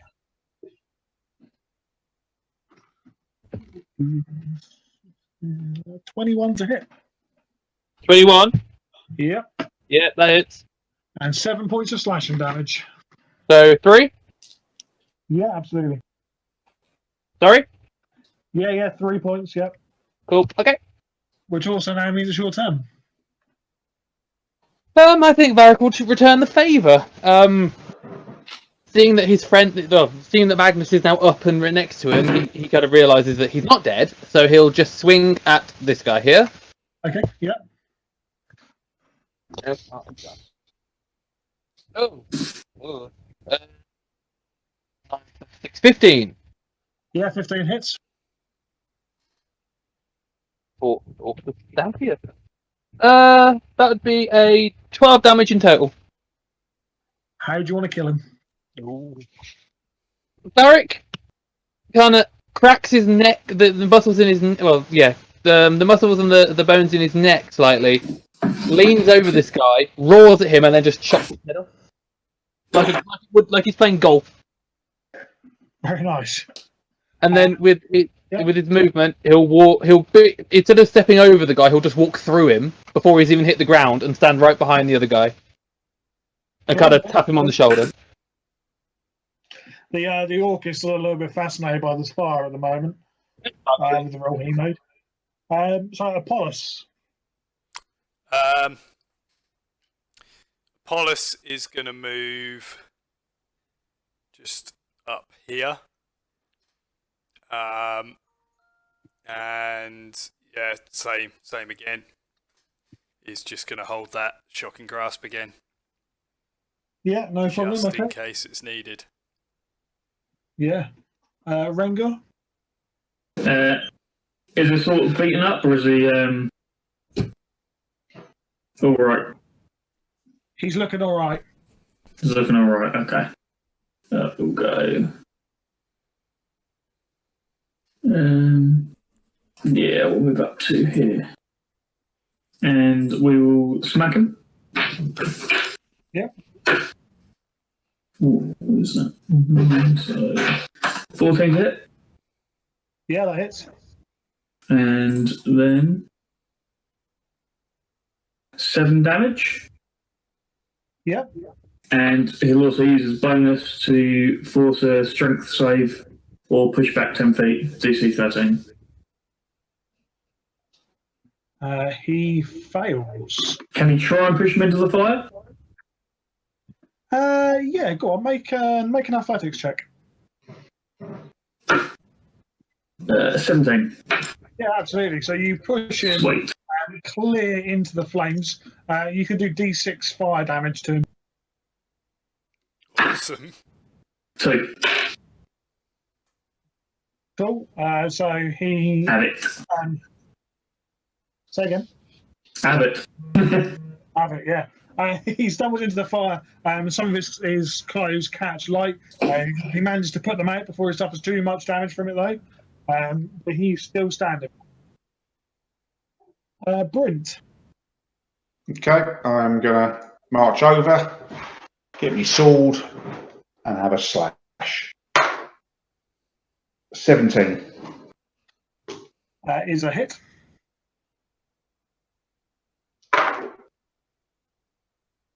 $11. Yeah, okay. How do you want to kill him? Nice. I slice bring my sword across his midriff, and as he looks down and watches his intestines spill out, my tail flips round from my back, skewers his eye socket into his brain. Tasty.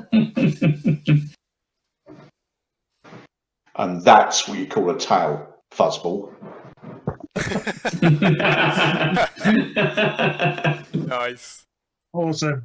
So as the final orc lays dying in the fire, slowly cooking in the flames, an eerie quiet falls upon the cave. You notice as you look around that there are a lot more beds here than there were orcs that you fought, which kind of gives you the indication that there are more orcs that may well be on their way back.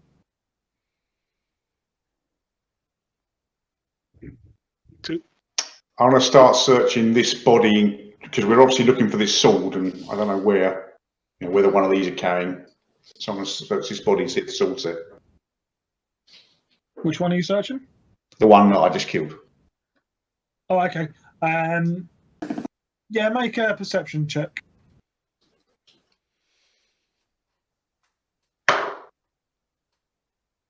$16.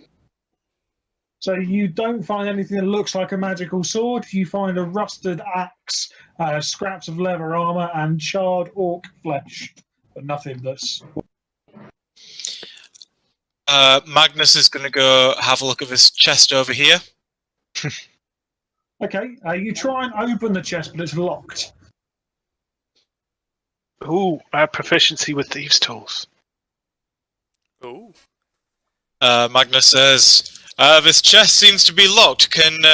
Does anyone have a way of unlocking it?" Varys walks over to it and hits it. He's Make really an athletics check for me, Varric. oh, athletics. I haven't had to use that in a while. Athletics check. Ooh, excellent. That would be a 25. Yeah, you smash that chest to pieces, and in amongst the splintered wood, you see a sword which is incredibly well made. I turn to. I'm guessing. Am I next to Magnus? Yes, you are. I turn to Magnus and I go, chest locked? Shakes his head and then goes, not locked. And then walks off. Did you say there was a sword in there? Yeah, absolutely. There's a sword, and that's quite well made as well. It could well be the sword you're looking. Could we spend time trying to check if it's magical? I can tell after 10 minutes. I can do a 10-minute ritual detect Yeah, I was magic. going to say, could I go up to it being an artificer and make some kind of ability check? Yeah, Rangel, you've got to make an Arcana check. A fucking torch, my god. And I'll give him bardic inspiration in form of an encouragement word. Nice. I'll also give him guidance. oh bloody hell, we're talking real money here. Hang on. What's bardic? Plus D6. So, 10. That is a 21. From your expertise, you are 100% certain that this is a magical sword, and although the enchantment that's been used on it is quite a low-level one, it's still a good, solid enchantment. You rate it's basically a +1 short sword. Sorry. What kind of craftsmanship it is? Is it elven or? It looks human, and you can't tell anything more than just human. He will do the classic, holding the sword at arm's length. This is quite a short sword for him, and zoom the monocle in and out, a bit like a what's his name, David? Oh, what is that antiques bloke's name? Oh, David Dickinson. David Dickinson. That's what I'm thinking right now. Cheapest chips. A bit like a David Dickinson sort of deal, and yes, it's you know, it's got a lovely gold lacing around here and there's strapping, and it goes on, and he goes, but it's a little bit mundane for me. Apollos listens intently, taking notes. Varric starts smashing up the beds, or taking them apart bit by bit. Right. Well, we have the sword. Shall we be on our way before the rest of these orcs get back? Who's got the sword, by the way? Magnus at the moment, but then he Magnus, somebody to identify. Magnus didn't pick it up. Okay. Yes, that's what I thought. Last I heard, Rengor had it, but I didn't Yeah. know whether he discarded it when he decided it was too mundane. You want Varric to carry it? I mean, I like that idea. Yeah. Is Varric going to I'd be carry it? happier with Varric carrying it than me. Varric's harder Go on to in, kill. big boy. Take it away. Sounds like you've been volunteered then, Varric. You should see that appear in your items in your journal in a second. Oh, yeah. Ooh. Ooh, it's a sword. Excellent. Varric kind of, you pass it to him, and Varric kind of looks at it, turns it over, and then kind of just. Is there a sheath with it? No, there isn't. Interestingly enough, it's just a sword. Oh, he'll walk over to one of the beds, and I'm guessing there's almost like a blanket or a ripped blanket or whatever these things slept in. Yeah, it's going to smell a bit, but I don't think that's going to bother you too much. Well, Varric smells, so it really doesn't matter. He'll put it on the bed and like fold it in a very weird manner, but it's effective. And then he'll pop it in his bag that's on his background where his hips are. He'll flex slightly and then just look at you all like, "Go." Yes, let's go. Yeah. Before we go, actually, can I just make a history check to see whether I know what that massive thing was? Or if I've come across it anywhere in books? Yeah, that's fine. You can make a check. Oh, that's pretty good, actually. That's a 23. Okay, you're not 100% not 100% sure what it is, but it does seem to very closely resemble a creature called an ogre, Okay. which is somewhere between an ogre and an orc.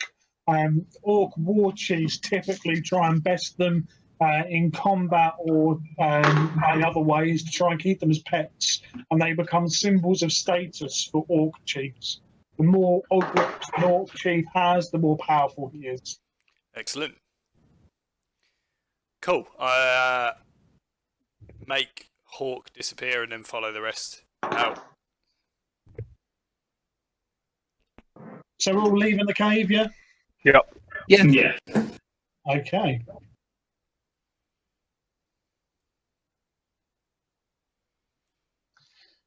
So you should now be able to see outside the cave. Yep. When you all start off.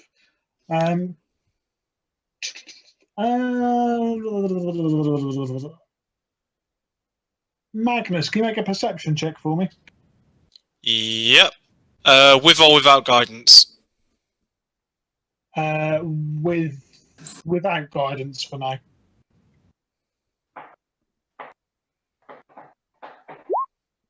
It's 20. Natural or total? Total. Okay. You think you see a figure in the trees, but as you try and make that figure out, it sort of disappears.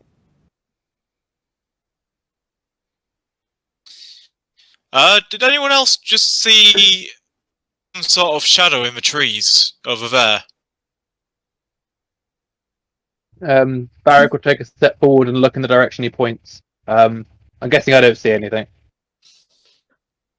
You can make a perception if you want. Perception. Okay. That would be a 16 total.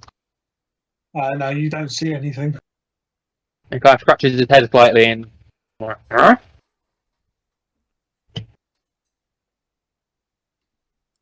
Magnus walks over to where he saw the shadow to try and investigate. Okay. Are you looking for anything in particular? Sorry, say again? Are you looking for anything in particular? Just any sign of someone who may have been there, whether they've dropped something or any markings or tracks or anything. Okay, so you can either make a perception or a survival, whichever one you prefer. I think they're both the same for me, so I'll just go perception. I take it I can use guidance this time. Yeah, you can. That's right. 21. Okay. You notice some very faint footprints in the sort of the undergrowth. You recognise them to be elven in nature. Beyond that, you can't tell anything else. You certainly can't see anybody and don't hear anybody in the near vicinity. I walk back to the rest of the group and say, so I saw a shadow over in the trees. It seems to have disappeared, but left behind some tracks. They appear to be elven. I've got a feeling we may have been watched by our new friend.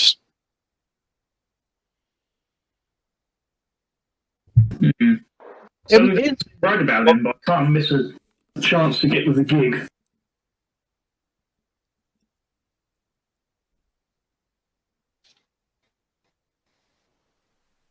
Is the chest that Varric left at the cave entrance still there? Yeah, it is. Yeah. He'll go over and pick it up again. He might as well take it back with him and try and sell it.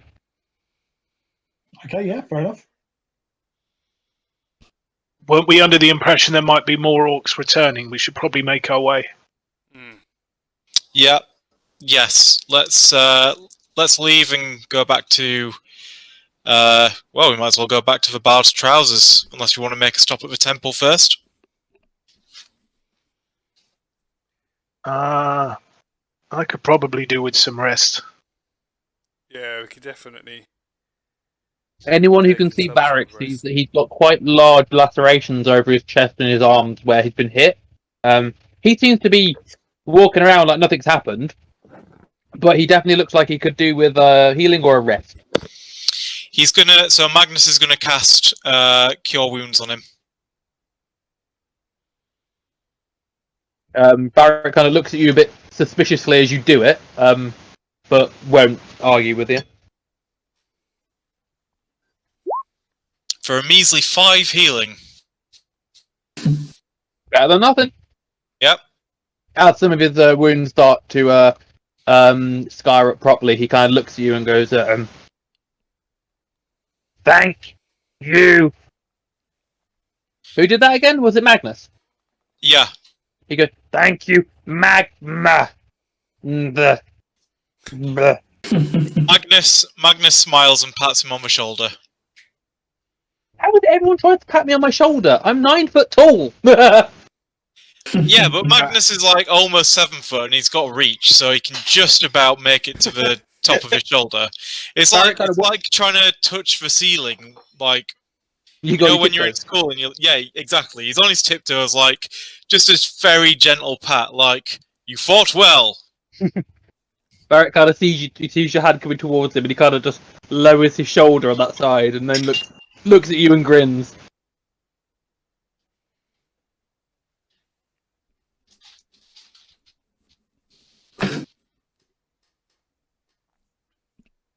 Yes, let us set off.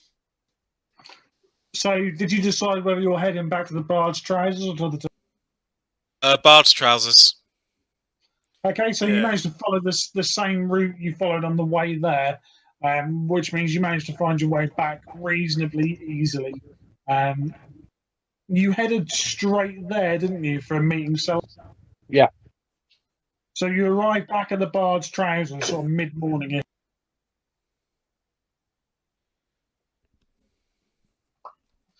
But luckily, it is open. The bartender is stood there. He welcomes you as you come in, looking at some of your wounds and the fact that you're clearly been up to something. He looks towards you and says, "Shall I fetch you a round of drinks?" Oh, yes. It would be most graceful. Very well. He lays out 6 goblets and fills them all with mead, and leaves them there. He says, "These are on the house. The other night, I don't know how things would have gone had you not have been here, but at least you were able to look after me somewhat. And I ended up with more money than I realised at the end of the night. So please, have these on the house." Varric kind of looks at him and kind of picks the goblet up, puts it down, and points to the goblet and goes, "Bigger?"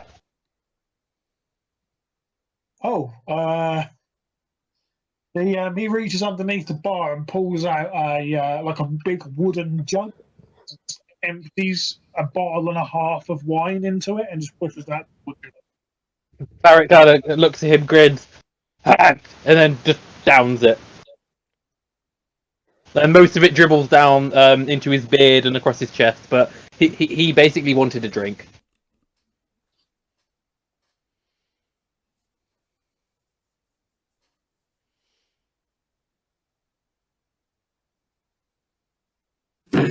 So they sit down, Ringo will crack out the old pipe, and he goes into his bag and gets out a slightly different coloured pouch with quite a strong aroma to it. proclaims that this is the good stuff after that. Man,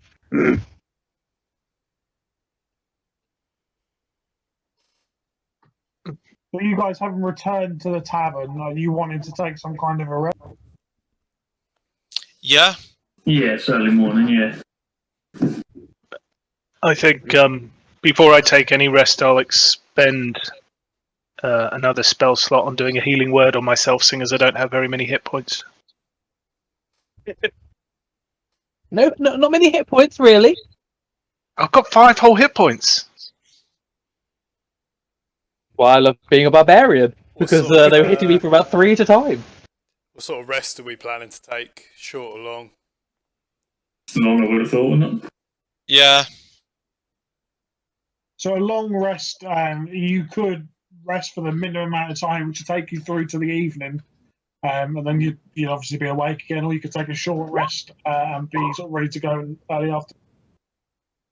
I'd say a long rest. How long do Yeah. the temples stay open for? Would we know that?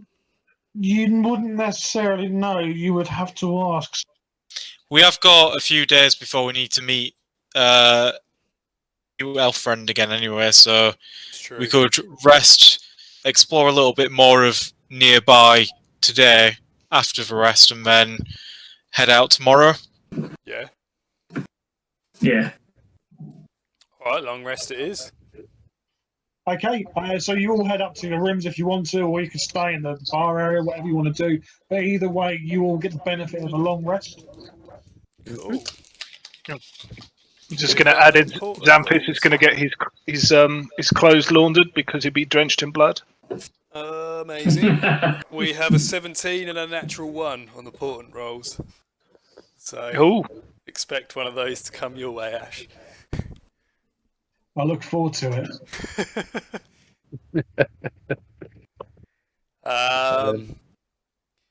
Yeah, get all my spell slots back as well. Sweet. How is it always me who ends up with the first magic weapon? Talking of magic weapons, on this long rest, can I level 2? So make sure it's not level 3.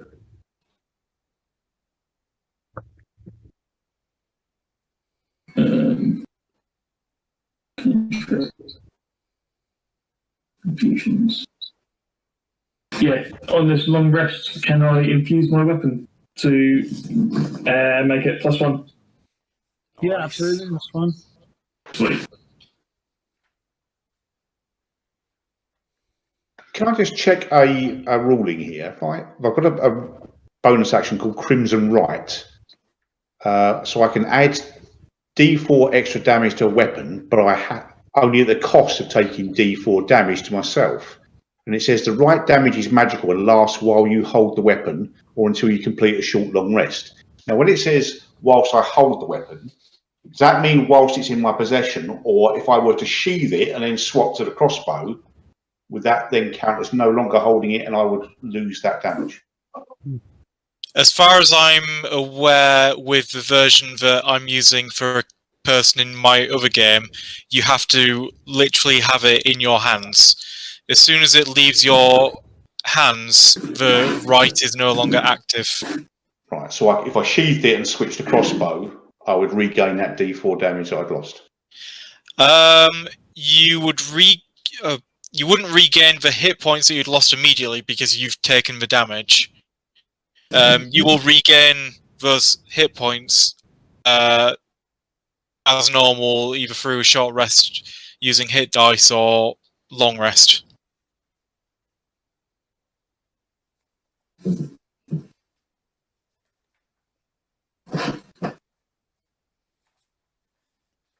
But when he picks the weapon up again, does he get the D4 damage back? Or not, because he's broken his bond with the weapon? Have a look. So it says you activate it. You activate a right of your choice that lasts until you finish a short or long rest, or if you aren't holding the weapon at the end of your turn. When you activate it, you lose a number of hit points equal to one roll of your die. And for the duration, attacks from the weapon deal an extra 1d4 damage. It's magical, blah blah blah. So yeah, basically, let's say he uses the Crimson Right, loses the 1d4 of health, then he puts the sword away, or whatever he's using, and is no longer holding it, he still doesn't have those hit points back, and the Crimson Right is no longer activated. Right. He can reactivate it completely fine, but then he'll lose an extra 1d4. Right. Yeah, no, I Basically, concur with with his- that. Having just been reading it myself, that is exactly how I would rule it. Because you effectively use your health to activate the right. It's like a payment on your part, so it's not something that you get back once that ends. But you could activate it over and over again, but you'd lose 1d4 hit points each. Okay. But obviously, it does last for as long as you're holding the weapon. So as long as you don't drop your weapon, that can last for quite a long time.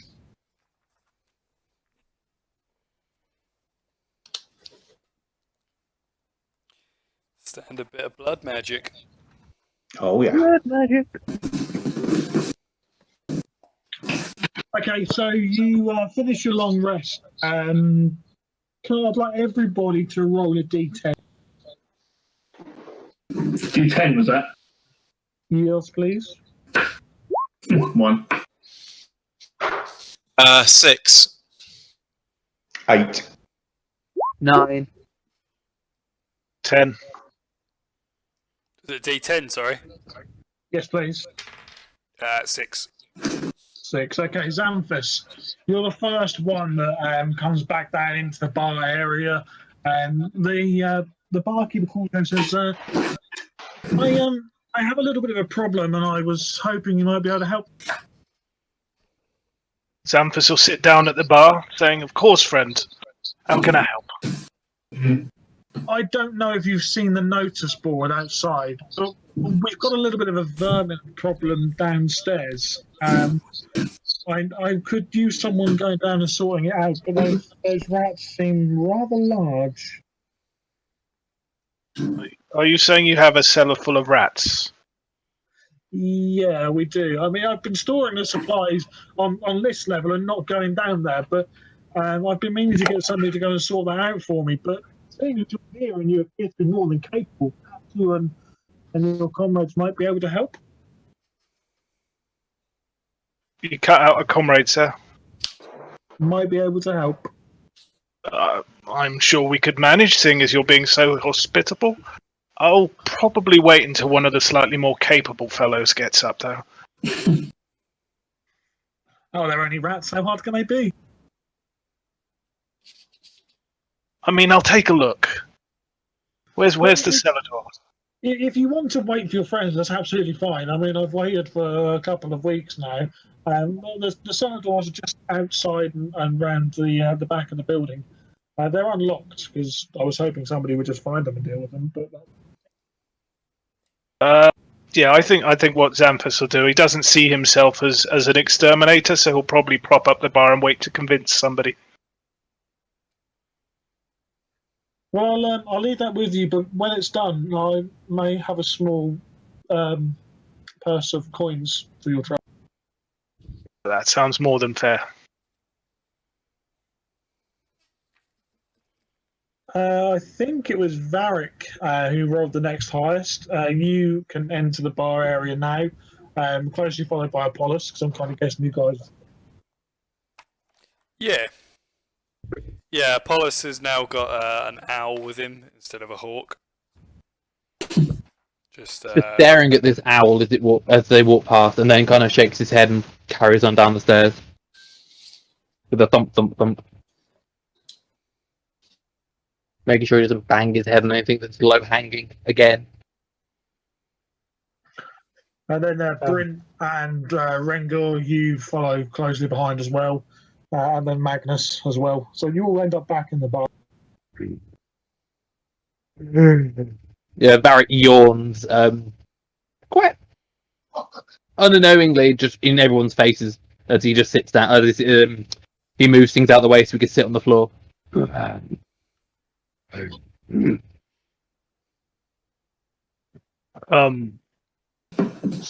So, what is today going to bring for us? Xanthus will stand up and regale everyone with the tale of the rats in the cellar. Ah, Rengor, did you not have a vermin problem downstairs, which I believe you cured with some natural yogurt?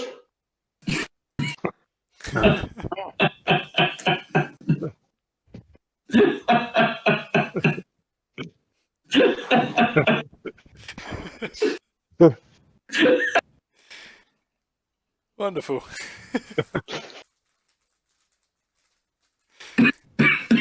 Sorry.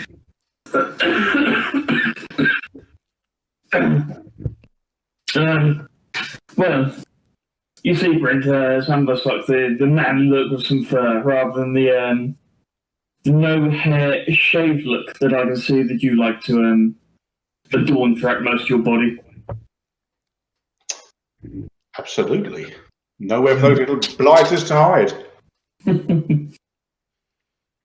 Alright, we can have a look at these rats, but I'm just afraid they might scare Brent off. Well, I mean, there is an owl now. Surely that's quite capable of killing rats. Yes, and Brent, too rightly said.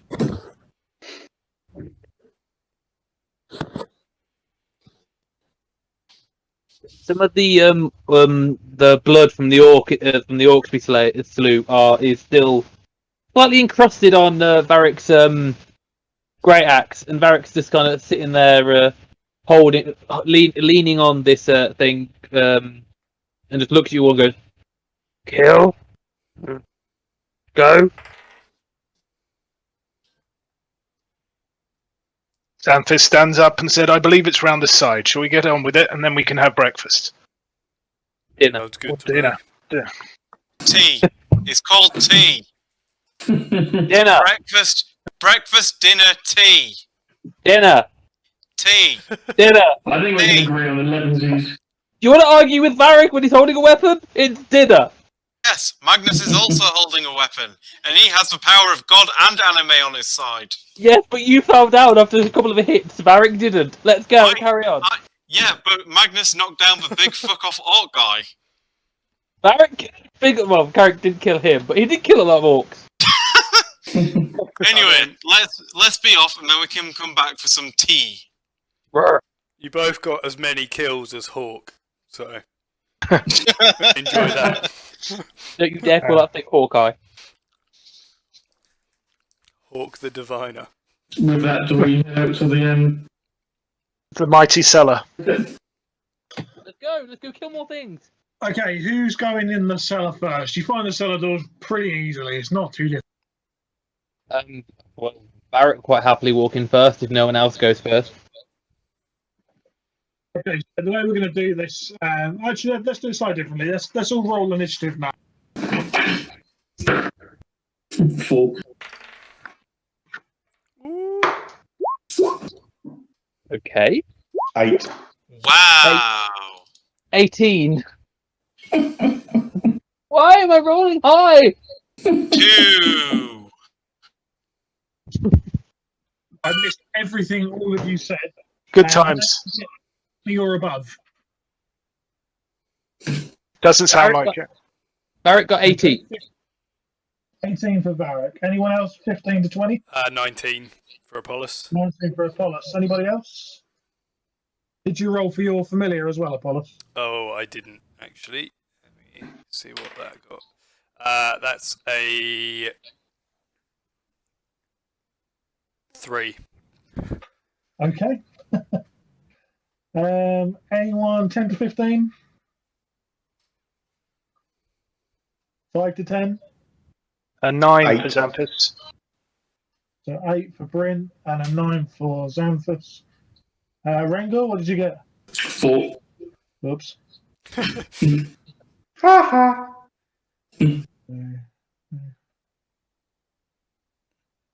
And Magnus? That would be a 2. Wow. Just below the owl. Okay. Magnus Quite is a likely. gentleman. He's letting everyone have a